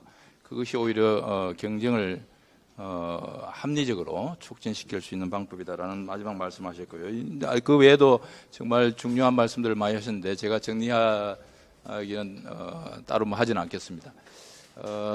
자, 다음으로 지금 이진규 이사님이 하시겠습니까? 예. 네, 감사합니다. 저 네이버에서 개인정보보호 업무를 담당하고 있는 이진규라고 합니다. 저는 이회원 교수님께서 발제해 주신 내용에 거의 순서를 그대로 따라가지고 의견을 좀 붙인 내용을 파워포인트로 정리를 했습니다. 화면을 봐주시면 감사하겠습니다. 자세한 내용은 토론문에도 거의 동일하게 정리가 되어 있으니까 토론문을 참조하여 주시기 바랍니다. 우선 이회원 교수님께서 데이터 경제 시대의 데이터 다수는 개인정보에 해당한다라고 했는데, 이 의미는 크게 법적으로도 그렇고 기술적으로도 그렇다라고 생각이 됩니다. 법적으로는 다른 정보와 결합하여 용이하게 개인을 식별할 수 있을 때 그 낱낱의 정보를 다 개인정보라고 하기 때문에 개인정보의 범위가 굉장히 넓어질 수밖에 없고요. 그 기술적 의미로도 작년에 네이처 커뮤니케이션지에 나온 논문 중에 하나인데요. 보시면은 15개 정도의 인구 통계학적인 정보가 있다라고 하면은 미국인의 99.98%를 식별할 수 있다라고 하는 알고리즘이 나왔습니다. 그러다 보니까 일정한 정보 양만 있으면은 개인을 식별할 수 있는 기술이 발전을 했고, 그렇기 때문에 웬만한 데이터는 결합 가능성에 의해서 개인정보화되어 있다. 그렇기 때문에 데이터의 다수는 개인정보에 해당한다라는 점을 명확하게 알 수 있습니다. 일부에서는 재결합의 위험성을 언급하기 위해서 이 논문을 종종 언급하지만, 저 같은 경우는 그런 측면도 있지만 웬만한 정보는 개인정보에 해당하기 때문에 개인정보를 보호한다라고 하면은 모든 데이터를 보호를 해야 되고, 거기에 들어가는 사회적인 비용이나 리소스에 대해서는 어떻게 할 것인가 라는 화두를 던지고 싶어서 이 장표를 한번 가지고 와봤습니다. 우리나라만의 독특한 제도들에 대해서도 아까 언급을 잠깐 해주셨는데요. 보시면은 우리나라에서만 있는 개인정보 유효기간제, 모바일 앱에서의 접근 권한 동의제, 또 개인정보에 대한 연도마다의 이용 내역 통지제, 그 정보 주체 이외로부터 수집한 경우에는 그 수집을 고지하는 수집 고지제, 그 국내 대리인 제도 등등 국내에만 있는 소위 갈라파고스 제도들로 인해서 상호 운영성이 굉장히 낮습니다. 글로벌 법제들하고의 이런 상호 운영할 수 있는 가능성이 좀 낮아지고, 뭔가 잘 보호가 되는 것 같지만 아까 임용 교수님께서도 말씀을 해주신 것처럼 실질적인 보호는 되지 않는데 뭔가 보호가 되는 것처럼 보이는 현상, 보안극장이라고 합니다. 이런 보안극장 현상도 너무 많이 나타나고 있고요. 꼭 이런 제도들로 인해 규제 비용이 높아지다 보니까 글로벌 경쟁력이 저하되는 이슈도 우리에게는 당면한 과제입니다. 그럼 이런 것들이 왜 이루어졌느냐라고 생각을 해보면은 우리나라는 일반법에 앞서서 정보통신망법이라고 하는 특별법이 만들어졌습니다. 그러다 보니까 그 이후에 일반법인 개인정보보호법이 만들어졌는데 특이하게도 일반법이 특별법보다 더 강한 조항을 담아서 만들어져 있습니다. 첫 번째 보시면은 특별법이 만들어지고 그 다음에 일반법이 만들어지고 그러다 보니까 나는 특별법인데 일반법보다 약한 게 말이 돼? 해서 한 번 더 강화가 되고 그 다음에 보면 그래 강화된 건 그러니까 우리는 더 포괄적으로 할 거야 해서 강화된 법이 포괄적으로 되고 그러다 보니까 특별법은 우리는 일반법보다 더 강하게 할 거야. 마지막으로 이제 통합 개인정보보호법이 돼서 망법과 개인정보보호법이 결합을 했는데 그것도 화학적 결합이 아니라 아직은 물리적 결합 수준에 밖에 다다르지 못했다. 근데 이제 개인정보보호법에 대한 개인정보보호에 대한 내용을 여기에다 다 담아놓으니까 이제 남은 정보통신망법은 어떻게 할 것이냐. 유럽에서 이프라이버시 레귤레이션이 있으니까 저기에 있는 내용을 담아서 정보통신망법을 마치 제2의 개인정보보호법처럼 만들려는 게 아닌가라는 생각도 좀 지우기 어려운 것 같습니다. 그래서 이런 규제 간에 서로 경합하면서 강화되는 법제도를 계속 바라볼 수밖에 없는 상황에 놓여 있다라는 것도 지적을 하고 싶습니다. 아까 말씀을 해주신 것처럼 이게 화학적인 결합이 된 게 아니라 정보통신망법에 있는 개인정보보호와 관련된 규정을 개인정보보호법에 그냥 그대로 들고 와서 물리적으로 위치만 바꿔놓다 보니까 이 기존의 법제들 간의 충돌하는 지점에서 사업자들이 어떻게 법규를 잘 준수할 수 있을 것이냐. 아까 임용 교수님께서도 위치정보보호법에 대해서 굉장히 규제 간의 이 정합성이 맞지 않는 부분에 대해서 잘 설명을 해주셨는데 그런 부분에 있어서 사업자들이 과연 어떤 규제를 따라서 충실하게 새로 만들어진 법제를 준수하면서 사업을 운영해 나갈 것인가가 굉장히 큰 문제가 되고 있습니다. 형사처벌에 대한 부분도 적절하게 말씀을 해주신 것 같습니다. 저 같은 경우는 형사처벌로 인해서 현재 그 산업계에서 어떤 문제가 있느냐라고 하면은 경험 있는 인력들이 이쪽 분야로 들어오지를 않습니다. 인력 확보가 곤란하고요. 그 재능 있는 인력들이 이쪽 시장에 신규로 들어오려고 하지를 않습니다. 그러니까 악순환이 반복이 되는 거죠. 기존에 있던 인력이 빠져나가고 신규로 들어오는 인력도 없고요. 그리고 권한에 비례하지 않는 책임을 개인한테 추궁을 합니다. 그러다 보니까 기업이 감당해야 되는 리스크를 개인한테 해증하는 결과가 나타나기 때문에 더더욱 역량 있는 인력들이 이 분야에서 업무를 하고 싶어 하지 않는 현상이 나타나고 있고요. 그리고 아까 이제 이회원 교수님께서 말씀을 해주신 것처럼 이원적인 공공과 민간이 차별적인 법 집행이 나타나다 보니까 더더욱 불공정하다라고 생각이 되기 때문에 이쪽에 재능 있는 인력들이 빠져나가서 개인정보 보호의 중요성은 점차 중요해지고 있는데 인력 부족, 기갈 현상에 시달리고 있다라는 점도 말씀을 드리고 싶습니다. 그림자 규제에 대해서도 가이드라인에 대해서 굉장히 많이 말씀을 해주셨는데요. 여러 가지 문제점이 있지만 가이드라인이 만들어지고 적절하게 업데이트가 잘 되지 않은 채 방치가 되다 보니까 맨 마지막에 한마디로 말씀을 드릴 수 있을 것 같습니다. 가이드라인은 있는데 뭔가 뒤처진 기술, 뒤처진 제도인 것 같지만 그게 그대로 남아있다 보니까 가이드라인이라고 하는 칼이 칼집에 꽂혀있기 때문에 더 큰 두려움을 주는 그런 현상이 유지되고 있다라고 생각을 하고 있습니다. 개인정보 자기결정권에 대해서도 존경하는 저희 이인호 교수님께서도 굉장히 자주 말씀을 해주시는 부분이긴 한데 우리나라에서의 개인정보 자기결정권이 마치 여러 기본권들이 결합해서 극상위의 위치를 점유하는 굉장히 독특한 기본권인 것처럼 이해가 되고 있는 경우가 많이 있는데 전문가들의 의견이나 아니면은 헌법재판소 같은 데에서도 이미 판단을 한 것처럼 다른 기본권과의 조화로운 조화 속에서 이 권리가 자리를 잡아야 되는데 마치 최상위의 권리인 것처럼 인식이 되고 있어서 무조건적인 개인정보 보호의 논리로서 이야기가 되고 있는 지점도 개선이 되어야 될 지점이 아닌가라고 생각을 하고 있습니다. 이 부분은 이제 서울대 민법을 담당하고 계시는 권영준 교수님께서 개인정보 자기결정권에 관련된 논문을 작성을 하셨는데요.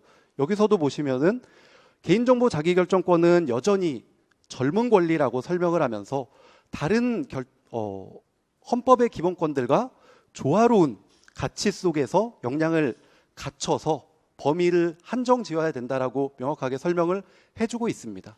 특히나 동의를 통해서 그 동의를 받았다라고만 해서 마치 개인정보를 자유롭게 쓸 수 있는 것처럼 하는 것은 개인정보 자기결정권으로 인해서 발생하는 여러 가지 책무를 개인한테만 짊어지우는 것이기 때문에 그 부분은 현실적이지도 않다라는 점도 현행의 동의제도를 근본적으로 바꾸어야 될 이유를 논리적으로 설명을 해주시는 부분이라고 생각을 하고 있습니다. 그래서 동의제도가 여타 개인정보 처리에 대한 법적 근거보다 훨씬 더 높은, 동의를 받으면은 뭐든지 다 할 수 있을 것처럼 하는 것도 결국은 그 부담을 개인한테 넘겨버리는 것이기 때문에 동의제도와 여타 개인정보 처리에 대한 법적 근거를 동등하게 만드는 작업도 향후 법 개정에서 논의가 되어야 될 지점이라고 생각을 합니다. GDPR이 굉장히 만능이고 우리나라에 와서 좀 고생을 많이 하고 있다라고 하는데 GDPR의 교훈도 되새겨서 저 법제를 그대로 도입하는 게 과연 우리한테 도움이 되는가에 대해서도 생각을 해볼 필요가 있습니다. 이게 좀 글씨가 작게 나와 있긴 하지만 GDPR로 인해 가지고 발생한 굉장히 다양한 문제점이 있고 특히나 큰 사업자들한테 시장이 집중되는 현상에 GDPR이 기여했다라는 지적도 있기 때문에 우리나라에서는 저런 부분을 잘 되새겨서 우리가 필요로 한 부분만 적절하게 취사 선택하는 게 필요하다라고 생각을 하고 있습니다. 그래서 어떤 부분에 관심을 기울여야 되느냐라고 하면은 우리 법제를 잘 만들기 위해서는 글로벌한 법제 중에 좋은 것들만 잘 받아들여서 하는 것도 좋다라고 생각을 합니다. 예를 들어서 일본 같은 경우는 개인정보의 공동 수집 및 이용 제도가 있습니다. 여러 개인정보 처리자가 집단을 이뤄가지고 한 번의 개인정보 수집 이용에 대해서 동의를 받고 그 목적 범위 내에서 같이 이용할 수 있는 이런 제도. 아니면은 일본 같은 경우는 개인정보에 대한 위반 행위가 발생했다라고 해서 바로 처벌을 가하는 것이 아니라 위반 행위에 대해서 개인정보보호위원회가 시정명령을 하고 시정명령을 받았음에도 그것을 불이행했을 때는 불이행에 대해서 처분을 하는 제도. 바로 형사처분을 하는 게 아니라 일단 시정명령을 잘 이행하는지 보고 나서 그 다음에 처분을 가하는 그런 태도. 미국 같은 경우에는 개인정보가 유출됐다라고 해서 모든 개인정보 유출에 대해서 신고나 통지를 강제하는 게 아니라 금융정보 수준의 개인정보가 유출이 됐을 때만 신고 또는 통지하도록 하는 거. 오늘 아침에도 뉴스가 났는데요. 우리나라에서 올해 상반기에만 개인정보가 1,500만 건이 유출이 됐다. 큰일 아니냐라고 하는데 미국 같으면은 아마 거의 유출 건수가 없는 것으로 나올 겁니다. 왜냐? 미국은 여기에서 설명을 드렸던 것처럼 금융정보 수준이 아니면은 정보에다가 신고를 하지도 않고 통계로 잡히지도 않습니다. 근데 우리나라는 이름만 유출돼도 개인정보 유출, 아이디만 유출돼도 개인정보 유출로 해서 다 신고를 해야 된다라는 거죠. 그래서 이런 제도도 좀 참고를 해야 될 것 같고요. 특히나 아동 개인정보에 대해서 각별한 보호를 가지고 있습니다. 미국은 코파라는 별도의 법제가 있는데 우리나라의 아동 개인정보 보호는 부모한테 동의 하나 더 받으면 되는 거. 그 외에 별도의 보호 조치는 없다라는 거. 그래서 아동 개인정보에 대한 각별한 보호도 필요하고요. 개인정보 분야의 전문가들에 의한 정책적 대안 제시가 활발하게 이루어지고 있습니다. 유럽은 기존에는 아티클 29 워킹 파티, 지금은 EDPB에 의한 정책적 대안 제시가 되고 있는데 우리나라의 개인정보 분야에 대한 싱크탱크는 어디에 있는가라고 하면은 할 말이 없는 것도 아쉽습니다. 그리고 유럽에서도 기계적인 게 아니라 비례적이고 적정하며 재발 위험을 제거하는 방식의 처분을 하고 있는데 우리나라는 너무 기계적인 처분을 해서 우리나라 모 기업에서 개인정보 한 20명 정도의 개인정보가 캐시가 꼬여가지고 잠깐 온라인상에서 보였는데 그거에 대해서 이거 잘못한 거야. 개인정보 유출이야 라고 해서 1인당 9천만 원에 해당하는 과징금을 부과하는 이런 태도가 과연 옳은 것인가. 그게 비례적인가라고 생각을 해보면은 그렇지가 않다라는 거죠. 그래서 비례적이고 적정하고 재발 위험을 제거하는 방식의 처분 같은 것도 배울 점이 있다라고 생각합니다. 그래서 전 세계적으로 이런 좋은 제도들을 적극적으로 수용하고 갈라파고스적인 제도를 일벌하는 방향에 대해서도 다음 법제 개선에서 반드시 논의가 필요할 것 같습니다. 특히나 현재 개인정보 처리에 대한 대부분이 아까 이제 이원 교수님께서도 말씀을 해주신 것처럼 정보통신 기반 또는 정보통신 기반의 데이터를 전달받은 개인정보 처리자한테서 발생한다라는 점에서도 이런 부분을 적극적으로 고려해서 차기 법제도 개선에서 반드시 이 부분을 중심에 놓고 법 개정을 해주십사 하는 말씀으로 토론을 마치도록 하겠습니다. 감사합니다.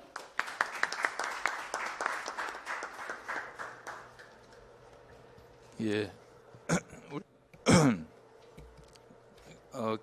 기업 현장에서 느끼고 있는 아주 절실히 느끼고 있는 간절히 바라는 개선 사항들을 지금 말씀해 주셨습니다. 저희들이 지금 발제 한 분과 토론 두 분 하셨는데요. 이 세 분의 말씀이 개인정보를 보호하지 말자는 뜻은 아닙니다. 분명히 해야 되는 게 안전한 보호를 어떻게 할 거냐 하는 데 대한 지혜를 모아자는 겁니다. 지금 보호를 너무 보호에만 치중되어 있다라고 하는 점을 이제 지적하시면서 어떻게 합리적으로 활용과 균형을 맞출 것인가에 관한 아이디어들을 제시해 주셨습니다. 이어서 우리 김보람이 법률사무소 디케가 정의의 여신이죠. 우리 정의의 여신께서 좀 균형된 또 다른 차원에서의 이야기가 또 있을 수 있겠습니다. 부탁드리겠습니다. 예, 안녕하세요. 이런 자리에 또 불러주셔서 굉장히 감사합니다. 제가 오늘 이 발제자들하고 토론자들을 보면서 문득 제가 작년에 읽었던 프라이버시 논문 중에 가장 감명적으로 읽었던 논문이 예일로 저널에 실렸던 섹슈얼 프라이버시라는 논문이었는데요. 한국에서도 최근에 이제 엠번방 이슈라든지 이런 것들로 젠더 이슈가 굉장히 많이 부각이 되고 있습니다. 근데 오늘 조금 아쉽게도 오늘 발제자와 토론자의 성별 균형이 조금 사회적 기대에 못 미치지 않나라는 좀 아쉬움이 들어서 다음번부터는 조금 뭐 절반 아니더라도 좀 몇 명 더 이렇게 좀 붙이시는 게 맞지 않을까 생각이 되고, 제가 또 뜬금없이 젠더 이슈 얘기를 꺼낸 것이 프라이버시라는 것이 단지 프라이버시가 아니다. 이것은 표현의 자유와 그다음에 집회 결사의 자유와 모두 다 연결이 되고요. 또 결론적으로는 민주주의의 가치에 연결될 수밖에 없는 굉장히 중요한 맥락이 있습니다. 섹슈얼 프라이버시라는 논문에서도 굉장히 강조하고 있습니다. 아까 많은 분들이 말씀해 주셨습니다마는 개인정보 통제권이 젊은 권리이다. 그러므로 이 논문에서도 개개인들에게 통제권을 주고 자신이 결정할 수 있는 실질적인 통제권을 줄 수 있는 그런 맥락에서 성적 착취물이라든지 이런 것들에 대해서도 프라이버시 맥락에서 접근할 수 있도록 미국의 헌법을 해석해야 된다라는 그런 설명을 하고 있습니다. 이 개인정보 통제권이 협소하게 해석되기보다는 새로운 권리로서 발전되고 이것이 시민들의 권리와 또 나라의 발전에 이바지할 수 있는 방법으로 오늘 좀 많은 논의가 있었으면 좋겠습니다. 또 제 소개를 또 제가 또 아니할 수 없는데요. 제 경험을 좀 말씀을 드리고 싶습니다. 제가 사실은 원래 프라이버시를 막 열심히 파고 뭐 대학 때 이런 것을 박사 석사 했던 그런 사람은 아니고요.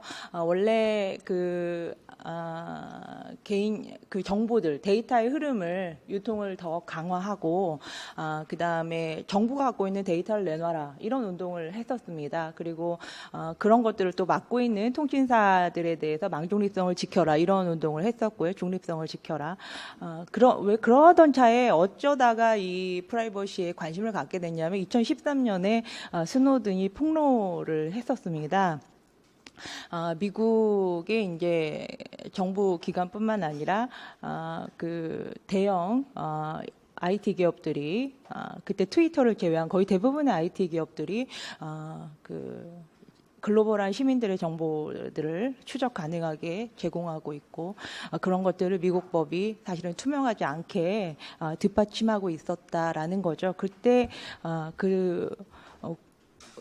폭로를 하고 나서 저도 너무 큰 충격에 빠졌고 그때 다 같이 그런 운동을 하셨던 영역에서도 이게 그냥 지나갈 일이 아니다라고 해서 당시에 미국 의회에다가 항의 서한도 한국 시민사회가 보내기도 했었습니다. 한국 시민의 권리를 미국 법으로 침해하지 말아라 이렇게 보냈었는데 그때 되게 제가 큰 충격을 받은 일이 있었어요.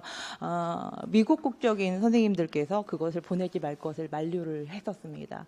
그래서 제가 이게 프라이버시가 단순히 그냥 우리가 생각하는 이 국가 내에서의 일이기도 하지만 되게 글로벌한 굉장히 싸움이구나라는 걸 그때 되게 많이 느꼈고요. 그때 이후로 유엔에서 계속 반복적으로 디지털 시대의 프라이버시를 보호해야 된다라는 의결을 하자라고 제안을 했고 그때 만장일치로 그렇다라고 해서 지금 계속 반복적으로 보고관이 전 세계를 다니면서 관련되는 정보를 수집해서 보고를 하고 있습니다. 그 이후에 저도 또 그 다음에 또 이제 브라질에서도 비슷한 회의가 열렸거든요. 새로운 프라이버시 체계를 만들자. 그 회의도 갔었습니다. 갔다서 저희가 또 한국 시민사회에서는 스노든에 대해서 우리가 이렇게까지 고민을 해야 되는 것에 대해서 깊은 감사를 드립니다라는 성명서를 내는데 그때도 또 다른 미국 국적의 선생님들께서 그거 스노든에 감사를 표현하지 않았으면 좋겠다라는 또 말씀을 해주셔서 제가 그때 깊은 충격을 받았습니다. 도대체 프라이버시에 대해서 왜 이렇게까지 방해를 하는 걸까? 초국가와 그다음에 초기업들이 왜 이렇게 방해를 하는 걸까? 깊은 충격을 받았고 그런 것들이 사실은 쌓여서 제가 이제 프라이버시 쪽에 깊은 관심을 갖고 그때부터 시민들의 권리와 이런 것들에 관심을 갖게 됐습니다. 제가 발제문 70페이지에 좀 간략하게 그런 부분을 언급을 했습니다. 그래서 유럽에서는 GDPR이 통과됐고요. 미국에서도 최근에 캘리포니아 소비자 개인정보보호법에서 상당히 방대하고 포괄적인 수준의 프라이버시법이 통과가 됐습니다. 미국 캘리포니아 주는 사실은 미국의 IT 테크 기업들이 거의 다 있는 곳이라서 사실은 그러한 파급력이 상당히 클 거라고 생각을 하고 있습니다. 그런 맥락에서 우리 한국에서의 그 개인정보 보호법의 방향에 대해서 좀 시사점을 갖고 짚어보는 게 좋지 않을까라고 생각을 합니다.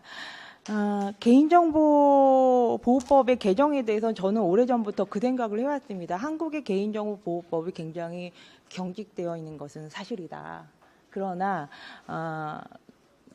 개인들이 식별되는 정보를 개인들이 함부로 알지 못하게 유통되어서는 아니 된다. 그리고 언제든지 내 정보를 줬다라는 것을 오케이 했다 하더라도 언제든 아니다. 그거 원하지 않는다 할 때는 그것이 중지되는 것이 필요하다. 그 다음에 아까 이진규 이사님 발제에도 나왔지만 권영준 교수님께서 그 논문 인용하셨지만은 거기도 나옵니다. 뭐냐면 개인 정보가 개인들의 책임과 의무 하에 맡겨놓는 거 굉장히 문제가 있습니다. 왜냐하면 개인들이 그러한 동의를 하는 대상은 개인들보다 훨씬 힘이 세고 아는 것도 많고 그 리니어하다라는 거죠.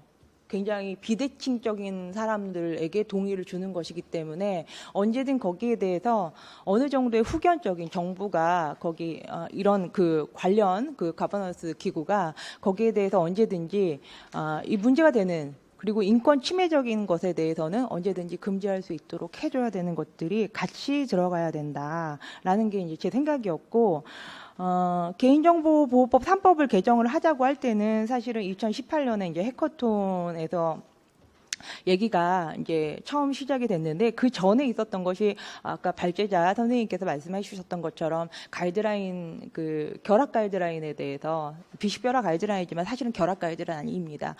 그 비식별화 가이드라인에 대해서 그 한 20개 정도 그 당시에 결합을 시켰습니다. 그 20개 정도 결합시킨 것에 대해서 고발을 하면서 결합이 전부 중지되었고 그때 그 문제를 해결하기 위해서 해커톤이 열렸습니다. 그래서 해커톤이 열리면서 이 문제를 근본적으로 해결하는 것은 가이드라인 때문에 법을 개정해야겠다라고 해서 법 개정 이슈가 얘기가 나왔고 저희가 그렇다면은 그때 이제 언급을 했던 게 이제 문재인 정부에서의 공약사항 중에 하나가 가버넌스 구조의 그 개정 리폼이었거든요. 그래서 그렇다면은 개보법, 망법, 신정법 세 개에 나눠져 있는 것을 하나로 합쳐서 효율적으로 정리를 하자. 왜냐하면 사실은 계속 얘기가 나오는 거지만 저도 개보법, 망법, 신정법 왜 나눠져 있는지 모르겠더라고요. 법 내용 읽어보면 똑같습니다. 조금 이렇게 약간 어긋나 있을 뿐이에요. 그래서 세 개를 합치고 대신에 그동안 우리가 가지지 못했던 이건 다 글로벌 스탠다드거든요. 개인정보 보호 감독기구는 독립적이어야 됩니다. 이 독립적인 개인정보 보호 감독기구를 갖도록 입법화 작업을 합시다라는 것까지 얘기가 됐고요. 그래서 결국에는 2018년에 당정청이 합의를 봐서 그 당시에 개보법의 내용의 상당 부분은 개인정보보호위원회 독립성 강화에 꽂혀 있었습니다. 그래서 사실은 아까 제가 말했던 뭐 균형이라든지 약간 후견적인 역할을 한다든지 이런 것들이 다 들어가지 못한 상황이었어요. 근데 2018년에 개보법이 통과를 시키기 위해서 그 당시에 발의를 하셨는데, 근데 문제는 2019년에 전혀 이게 아무 작업이 이루어지지 않은 것이었어요. 그럼 사실 망법하고 신정법을 정합성을 맞춰서 정리를 했었어야 되는데 신정법은 신정법 따로 갔어요. 그러면서 문제가 뭐냐면 개보법과 신정법은 정의가 어긋날 뿐만 아니라 신정법이 사실상 상법상의 모든 회사에 다 적용 가능한 조항이 존재하기 때문에 개보법과 신정법이 정확하게 중복되면서도 조항이 달라지는, 그래서 지금 얘기가 지금 앞에서 많이 신정법 얘기는 나오지 않았습니다만은 조항 자체가 어긋나 버리는 지금 상황이 됐고, 이 개인정보 보호 전문으로 하시는 분들은 지금 2020년 8월부터 이제 법이 시행되지 않습니까? 8, 9, 10월 사이에 어느 법이 싸워서 이기느냐에 따라서 그 법이 사실상 기업에게 적용될 수밖에 없을 것이다라는 예측을 하고 있습니다. 그래서 이 문제를 해결하기 위해서는 개보법과 신정법의 정합성 문제가 우선은 최초에 나왔던 문제이기 때문에 그 문제를 해결해야 되는데, 이 문제가 점점 더 어려워지는 이유 중에 하나는 신정법이 이제 시행령안이 나왔는데 살펴보니까 거의 30, 40개 가량이 포괄 위임 입법으로 대통령령에 가면 어떻게 돼 있냐면은 그 밖에 금융위원회가 정하는 고시하는 정보, 이런 식으로 전부 아무런 그 제한 없이 금융위원회가 정할 수 있도록 되어 있지 않습니까? 그렇게 되면 결국엔 신정법은 금융위원회가 최초의 3법이 뭔가 수범자에게 예측 가능성을 주고 그 다음에 더 이상 복잡하지 않게 하고 법을 좀 정리를 하자라고 했던 취지와 완전 벗어나서 금융위가 정하는 정보대로 마음대로 정할 수 있는 그런 상황이 됐고, 개보법은 개보법대로 개인정보보호위원회가 독립기관으로서 따로 가고, 이렇게 되면서 사실은 저는 이 데이터 경제 활성화를 위해서 이 신정법이 지금 굉장히 악적인 업무를 수행하고 있다. 그래서 이 부분은 좀 조속히 정리가 되어야 된다라는 생각이 좀 들고요. 그리고 망법도 그렇습니다. 제가 너무 황당한데요. 2019년 동안 망법은 5번이나 개정이 됐습니다.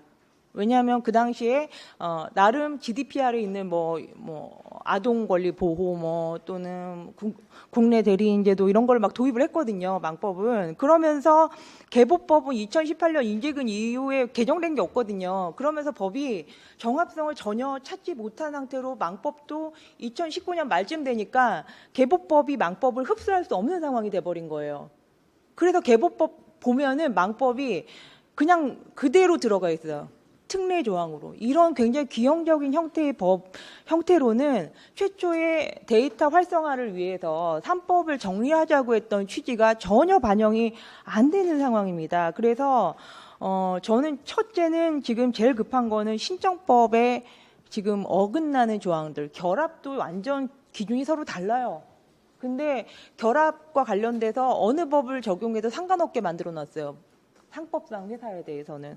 망법 그리고 개보법상의 전기통신 사업자에 대한 특례는 하나로 합쳐야 하나 개인정보 처리자로 통합돼서 규정이 돼야 됩니다. 그래서 이 지금 정합성 작업이 사실은 법사위에서 됐었어야 되는데 하나도 되지 못했어요. 그거를 제가 제 발제문 그 앞에 72페이지에다가 좀 적었으니까요. 좀 참고를 해주셨으면 좋겠고요. 가이드라인에 대해서는 지금도 똑같은 아까 저기 교수님께서 말씀하셨잖아요.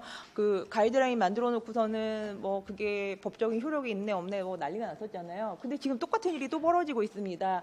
개인정보보호법 통과되자마자 각 부처가 한 5개 부처가 각각 가이드라인 발표하겠다고 또 나서고 계세요. 그래서 제가 지금 행안위에서 하나요? 개인정보보호위원회에서 또 개인정보 보호와 관련된 그 감형처리 가이드라인 하는 그 연구반에 저도 들어가 있습니다만 제가 그 얘기를 드렸거든요. 이거는 이렇게 만드시면 안 되고 법규적 효력을 절대 인정해서 안 된다.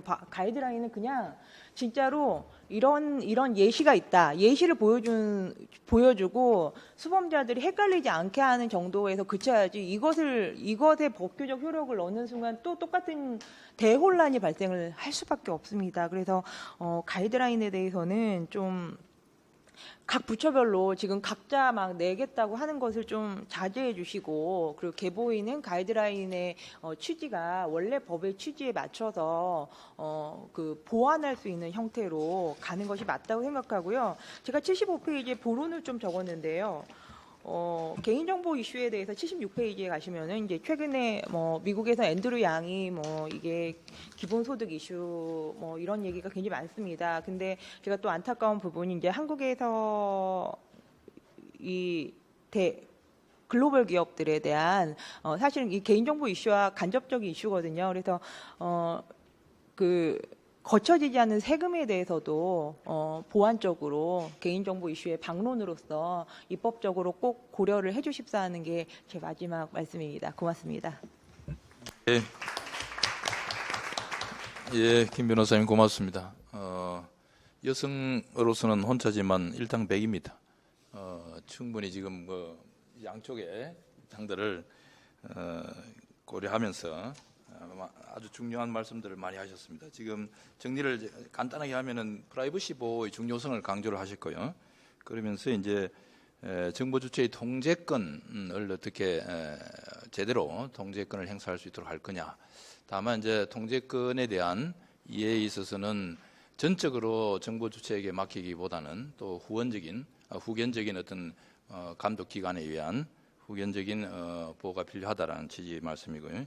그 다음에 특히 중요한 게 이제 개인정보보호법과 신용정보보호법 간에 충돌하거나 모순되거나 서로 불일치하는 이 문제를 어떻게 해결해야 할 거냐 아주 시급한 문제다라고 말씀하셨습니다. 제가 봐도 이 문제는 하루빨리 뭔가 정합성을 찾는 노력이 있어야 될 것 같습니다. 그 외에도 정보통신망법이 특례 규정으로 들어오면서 여러 가지 이제 비정합적인 부분들이 있고 이 문제를 함께 해결해야 될 것 같습니다. 예, 시간이 좀 많이 지나서 마지막에 우리 이제 하인호 우리 과장님께서 마지막에 해주시면 좋을 것 같고요. 자, 고세훈 변호사님 집행에 고 변호사님 좀 짧게 부탁드리겠습니다. 네, 법무법인 집행의 고세훈 변호사입니다. 저는 그 토론문을 준비를 해왔는데 그 내용을 잠깐 같이 읽어보면서 좀 간단하게 정리를 하도록 하겠습니다. 저는 이제 실무가로서 이제 이 규제 당국과 행정 규제 당국과 이제 수범자들이 어떻게 소통을 할 것이고 그 수범자들이 스스로 규제하는 방식들은 또 고려해 볼 수 있을까라는 내용들을 가지고 왔습니다. 저는 실무적인 내용이고 좀 거대한 담론은 좀 앞에서 너무 잘 다뤄주셔가지고 다 생략하도록 하겠습니다. 저는 그림자 규제 정비 이슈에 대해서 추가 의견을 드리려고 하는데요. 이 가이드라인이 뭐 당연히 내부 해석 기준에 불과하기 때문에 뭐 행정청 자체를 구속할지는 몰라도 당연히 이제 법원이나 뭐 개인들을 구속하지는 못합니다. 하지만 실무에서는 이런 추상성, 일반성 때문에 지나가는 국민들한테 이 개인정보보호법 읽어보고 당신이 어떤 행위를 어떻게 해야 될지 물어보면 누가 알겠습니까? 사실은 그래서 가이드라인은 뭐 가이드라인이든 해설서든 설명서든 반드시 필요한 겁니다. 행정청의 의무사항이고 제가 보기에는. 근데 이제 이걸 어떻게 이용하는지가 이제 문제가 되는 거라고 생각을 하고 있고요. 사실 저도 이제 어떤 새로운 법률을 보면은 이제 행정청의 입장들을 쭉 살펴봅니다. 당연히 의안정보 시스템 가서 이제 입안자들 이제 국회의원들이 어떤 생각을 가지고 만드셨는지 당연히 보고요. 의견 썼을 때 제일 핵심적인 내용으로 들어가는 내용들입니다. 근데 동시에 행정청이 어떻게 이거를 이제 실제로 규제를 하고 있는지, 적용하고 있는지, 어떻게 해석하고 있는지는 너무나도 중요합니다. 실무가 입장에서는. 그래서 조금 정리를 하면은 한계는 있지만 가이드라인이 필요하다는 걸 부정할 수가 없습니다. 그래서 이제 사법부가 뭐 가이드라인에 구속되지 않기 때문에 개인정보 처리자의 법률 리스크가 항상 경감되는 것은 아닙니다. 이게 왜냐하면은 아까 말씀드렸다시피 사법부가 가이드라인 자체를 이제 구속력을 인정하지 않기 때문이죠. 그러면 이제 저희 생각은 좀 이렇습니다.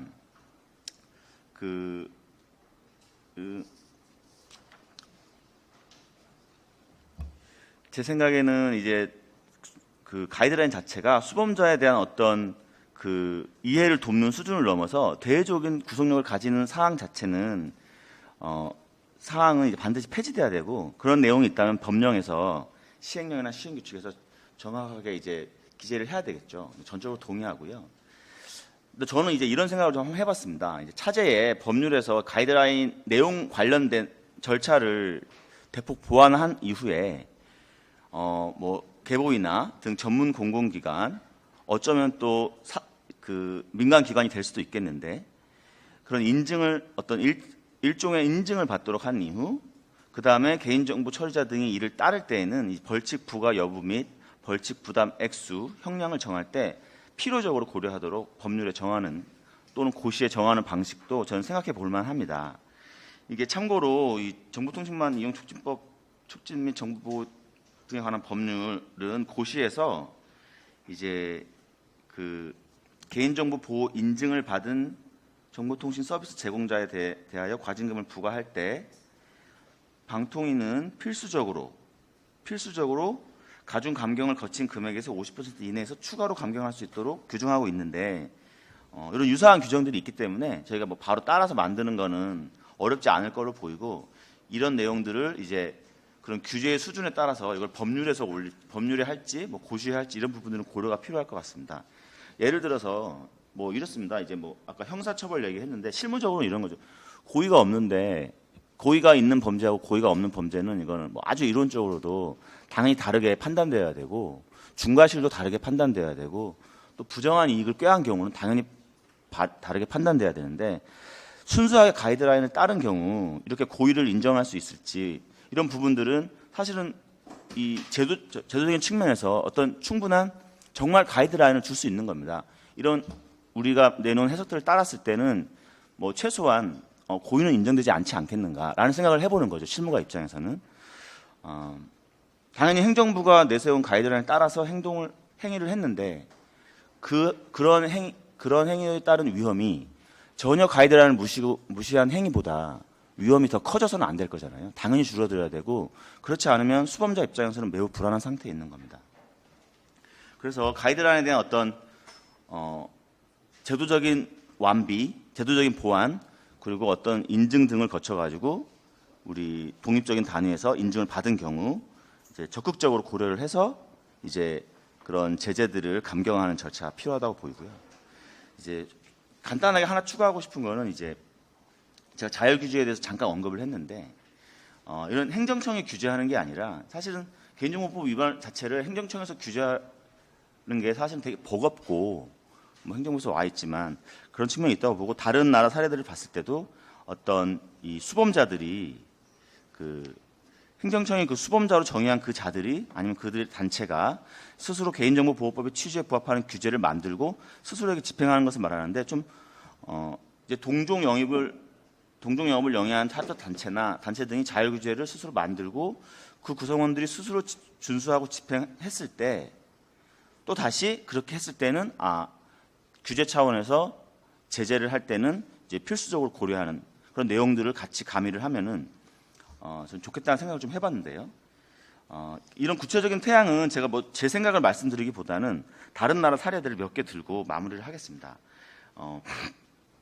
그 미국 정부기관들이 민간 사업자들을 구체적으로 규제하기보다는 민간 부분이 자율적으로 규제를 형성 집행하도록 지원하는 것, GDPR에서 행동 강령 제정을 적극적으로 장려하고 회원국 내에서 사업자 단체에게 행동 강령을 제출하도록 요구한 다음에 공인 인증 메커니즘을 추가로 둔 이후 이제 이를 따랐을 때는 행정 과태료 부과할 때 그 면밀히 고려하도록 정하고 있습니다. 이건 법률 단위에서 규정 단위에서 정한 거고요. 뭐 일본의 예를 보더라도 민간 단체별로 소관 부처별로 그런 어떤 자율 규제를 목적으로 한 이제 개인정보 취급 관련 업무를 수행하는 인정 개인정보 보호 단체 구성 근거를 마련해서 이제 민간 단위에서 어떤 스스로를 규제할 수 있는 여러 흐름들을 만들고 있습니다. 우리나라 법에도 사실은 있는데요. 자율규제 촉진 및 지원이라는 제목 하에 이런 내용들이 있긴 한데 조금 그 구체적인 내용은 없습니다. 그래서 간단한 생각을 한 2문장 정도로 말씀드리고 정리를 하면 그 자율규제의 내용은 사실은 이제 그 민간이나 단체에서 민간이 어떤 일정한 단체나 일정한 이제 사회적인 활동을 공통으로 하는 집단에서 그 내용을 정하고 절차들을 통해서 이제 구성원들의 의견을 반영한 후에 어떤 개인정보보호위원회 등의 어떤 인증을 신청하고 인증을 받으면 또 어떤 이제 나름 이제 그럼 그런 규제가 잘 만들어져 있는가라는 이제 제 독립적인 단위에서 뭐 감사를 받던가 뭐 감사까지는 아니지만 어떤 우리가 이렇게 할 것이다 어떻게 생각하는가 괜찮은 것 같다 이런 건 보완했으면 좋겠다 이런 내용들을 통해서 그리고 그걸 지켰을 때 다시 한번 돌아가서 가이드라인을 지킬 때 제가 말씀드렸다시피 이런 제재를 이제 당연히 과징금 과태료 감경하고 이제 이런 식으로 법률에서 정할 건 법률에서 정하고 이제 민간에서 할 것들은 민간에서 하는 내용들을 촉진시키는 이런 부분들이 좀 필요하지 않을까라는 생각을 말씀을 드리고 정리를 하도록 하겠습니다. 감사합니다. 예, 고맙습니다. 오 변호사님. 예, 지금 아주 디테일한 문제를 가이드라인에 관한 실무상 필요하다. 다만 그 법적 구속력을 어떤 형태로 좀 합리적으로 담보해낼 거냐 하는 부분에 대해서 고민을 좀 말씀하셨고요. 특히 자율 규제의 중요성을 강조하셨습니다. 예, 의미 있는 지적이라고 생각됩니다.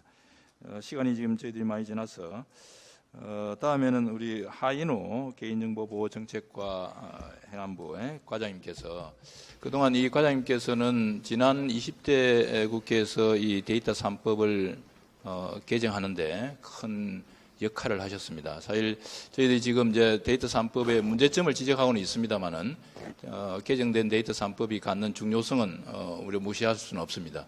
그동안 서로 이게 물꼬를 트지 못하는 상황에서 어려운 상황에서도 개인정보법 개정을 통해서 어느 정도 이 데이터 활성화를 위한 토대를 닦은 것입니다.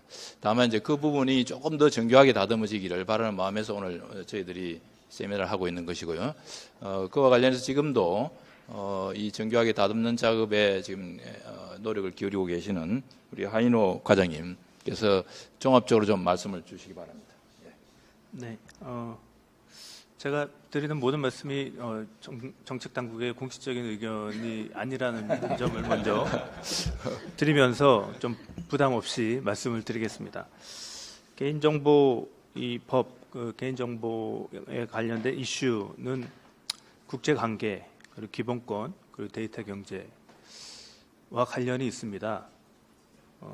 국제관계 먼저 말씀드리면은 뭐 EU가 데이터 주권이라는 개념으로 미국의 빅테크 기업에게 큰 과징금을 부과하고 여러 가지 이제 그 데이터 교류를 영내에서는 자유롭게 하는 걸 보장하지만은 영외에는 이렇게 허들을 설치하는 그런 것들이 봐지고요. 데이터 경제 활성화를 위해서 이번에 이제 법 개정이 데이터 3법 개정이 된 겁니다. 기본권 관련해서는 좀 앞서 이제 발표를 하셨듯이 좀 보강이 돼야 될 부분들이 있을 걸로 생각이 됩니다. 의회에서 지난 20대 국회에서 뭐 프로파일링 대응권이라든지 프로파일링 대응권은 제출을 해주셨지만은 다음에 검토하자, 다음 국회에서 검토하자 이렇게 됐던 거고요. 개인정보 이동권이나 삭제요건 이런 것들도 EU에서는 도입을 하고 있는 건데요. 검토를 해야 될 시점이 아닌가 이런 생각을 해봅니다. 개업법 개정 배경은 말씀드린 바와 같이 데이터 경제 활성화를 위해서 이번에 개정이 된 건데 그 주요 내용이 가명 정보를 잘 안전하게 활용하자라는 거고, 두 번째가 독립된 감독 기구를 두어서 또 국민이 불안감을 얻게 하자, 이제 그런 내용이 되겠습니다. 그렇지만은 오늘 여러 가지 지적해 주신 소중한 의견에서 나왔듯이 망법과의 정합성, 더 나아가서는 신용정보법과의 정합성이 해결이 안 된 상태로 넘어왔습니다. 이거는 좀 제가 생각하는 배경은 뭐냐면은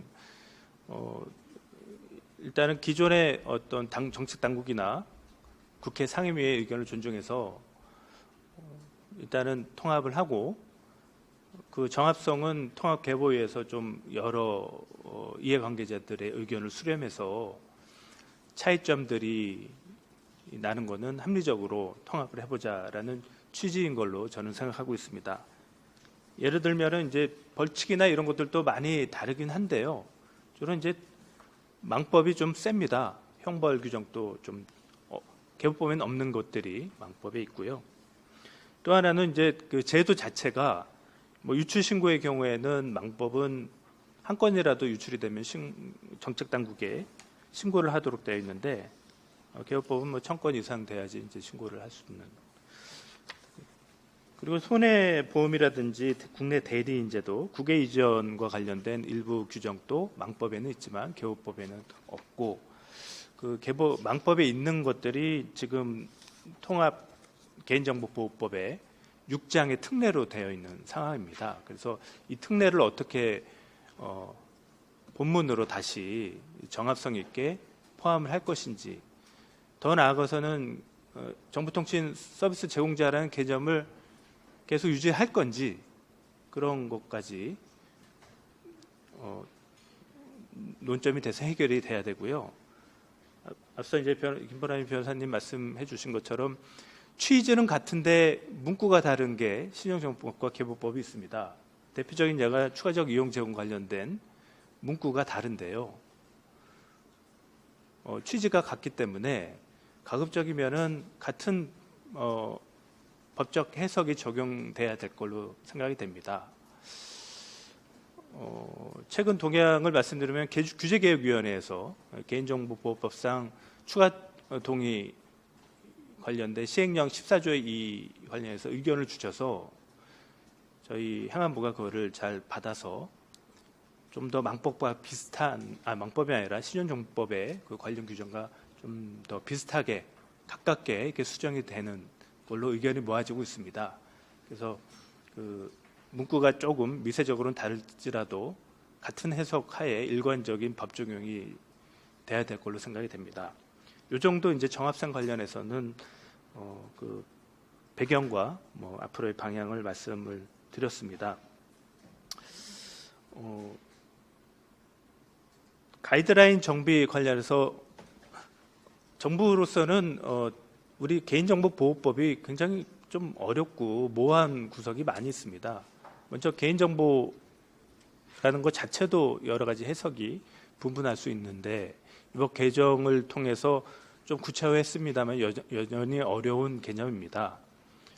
하물며 새로 이 규정된 결합 관련된 거라든지, 결합은 법적 용어에서 기술적 용어로 변환을 해서 하위 규정에 담아야 되거든요. 그래서 당연히 이제 그 가이드라인이 나와야 될 거고요.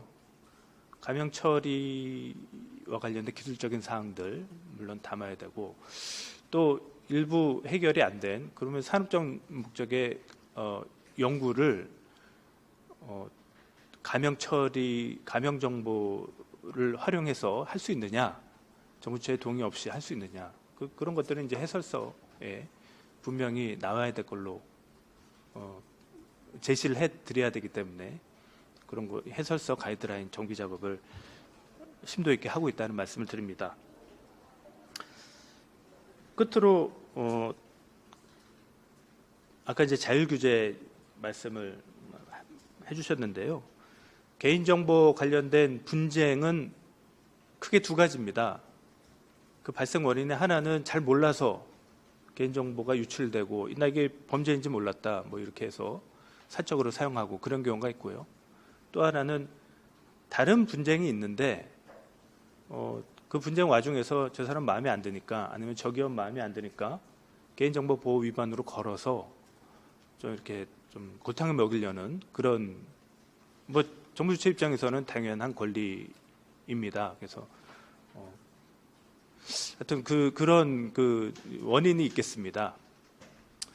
근데 이제 몰라서 이 법 위반이 되는 경우는 없어야 될 것 같아서 개인정보위원회가 출범이 되면은 교육이나 컨설팅에 아주 많은 노력을 해야 될 걸로 생각이 되고요. 아울러서 자율규제는 정말로 중요해서 개인정보 보호를 위원회나 정책당국만 할 수 있는 게 아니기 때문에 개인정보 처리자로 구성된 협회, 단체들의 도움을 얻어서 같이 자율적인 보호 활동을 하는 게 중요할 걸로 생각이 됩니다. 이상 말씀 마치겠습니다. 과장님 고맙습니다. 지금 나름대로 정부에서는 정합성을 위해서 노력하고 있다는 말씀 하셨고요. 자율규제도 강조를 하셨습니다. 예. 앞으로 출범하는 통합개인정보보호위원회의 역할이 점점 더 커질 것인데요. 기대해 보겠습니다. 자, 지금 시간이 조금 지났습니다만 혹시 플로어에서 질문이 있으신가요? 예, 코멘트도 좋습니다. 좀 짧게 부탁드리겠습니다. 예. 보호라는 어떤 측면에서 취지가 목적이 있었고 개정의 취지들이 그 활용이라는 부분들을 이제 감안을 해서 갔다면 어쨌든 둘 다 가능하게 해야 되는데 그렇지 못한 부분들에 대해서 우리는 고민해야 되겠다라는 생각을 가지고 있고요. 오늘 또 많은 분들이 이제 그 입장에 대해서 이제 발표해 주셨는데 저는 뭐 안타까운 부분들이 이제 좀 더 많이 이제 개인이나 시민 진영에서 어떤 그 정보의 자기결정권에 대해서 좀 더 얘기를 했으면 좋겠다 안타까움이 좀 있고요. 그런 측면으로 봤을 때 우리가 이제 그 법 개정을 앞두고 이제 시행을 앞두고 개정에 대한 얘기도 좋지만 지금 현재 상태에서 어떻게 우리가 또 이런 문제들을 해결할 것인가에 대한 제언도 중요하다고 생각합니다. 그런 측면에서 지금 우리가 독립기구가 된 개인정보보호위원회가 사회적 합의 기구로서의 어떤 성격을 가진다면 저는 물론 뭐 지금 현재 보호위원회도 구성이 돼서 있지만은 거기에 이제 법률가들 중심으로 지금 구성이 되어 있습니다. 그것도 중요하지만 물론 추천의 과정이 있었겠지만 저는 실제로 이제 개인정보와 관련된 어떤 이해 당사자들이 직접 들어가서 개인정보보호위원회를 사회적 합의 기구로서의 어떤 성격을 분명히 하면서 그 안에서 권한도 주면서 거기서 제대로 된 어떤 사회적 어떤 변화나 처리지 아직도 이제 여전히 미완의 어떤 과제로 남아있는 부분들 또 그리고 가이드라인 부분들이나 개념에 대한 규정에 대한 부분이나 그리고 이제 향후 이제 법 개정에 대한 어떤 조속한 부분들 이런 부분들이 그 안에서 잘 이루어질 수 있도록 저는 구성 자체 개인정보보호위원회의 어떤 구성의 사회적 합의 기구로서의 어떤 성격을 분명한 상태에서 당사자들이 들어갈 수 있는 그런 흐름들을 만드는 게 되게 중요하다고 생각합니다. 네, 마치겠습니다. 고맙습니다. 개인정보보호위원회의 향후의 조직에 관련해서 정보 주체가 대표할 수 있는 그런 역할이 있었으면 좋겠다라는 말씀이십니다. 지금 시간이 지금 오버됐습니다. 그래서 따로 플로어에서는 질문이 없으리라고 보고요. 마지막으로 우리 발제하신 우리 이혜원 교수님께서 정리를 해주시면 좋겠습니다. 오늘의 시간이 많이 경과해서 짧게만 말씀드리겠습니다. 다양한 각계각층의 전문가분들의 의견을 많이 들을 수 있어서 도움이 됐고요. 저 개인적으로나 앞으로 이제 개인정보보호법의 개정 및 운영 방안을 고민하는 행정 정책 당국도 실제로 해당 법의 수범자이셨던 업계 등에서 많은 도움이 되셨으면 좋겠습니다. 그리고 제가 이 내용 외에도 추가적으로 연구한 부분이 있는데 오늘 지금 만약 과장님 말씀하셨던 자율규제 부분이 저도 상당히 중요할 것이라는 생각이 들고요. 그 부분에 관해서 좀 심도 있는 논의가 다시 한번 이루어졌으면 좋겠습니다. 지금 현실적으로 개보위가 출범하고 나면 그 기존의 정보통신망법을 이제 이관받아 집행을 해야 되면 거의 사실상 민간 사업자까지 다 관장을 해야 되는데 그 현행 개보위 어떤 조직이나 인력이나 예산으로는 굉장히 어려울 것이라고 보이고요. 결국 어떤 민간과 국가 간의 어떤 협치가 반드시 필요할 것이라고 봅니다. 그래서 그런 부분에 관한 연구나 논의가 조금 앞으로 좀 진행이 됐으면 좋겠습니다.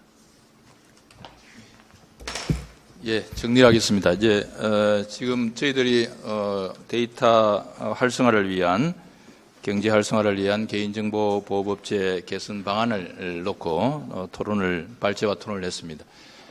기본적인 목표는 저는 그렇게 생각합니다. 안전한 데이터 활용이다. 그러니까 정보 주체에 자기 통제권을 잃지 않으면서도 데이터를 활용할 수 있는, 안전하게 활용할 수 있는 법제적 가능성이 뭐냐 하는 것을 저희들이 이제 고민하는 그런 자리였습니다. 데이터 보호의 필요성을 저희들이 놓쳐서는 안 된다고 봅니다. 그러면서도 함께 합리적인 대안을 찾아내는 그런 지혜가 오늘 이 자리에서 많이 나왔습니다. 사실은 충분히 제가 정리를 못 했습니다만은 오늘의 이런 그 논의들이 실제 법제 개선에 도움이 되기를 바랍니다. 오늘 발제하고 토론해 주신 여러 선생님들 감사드립니다. 고맙습니다.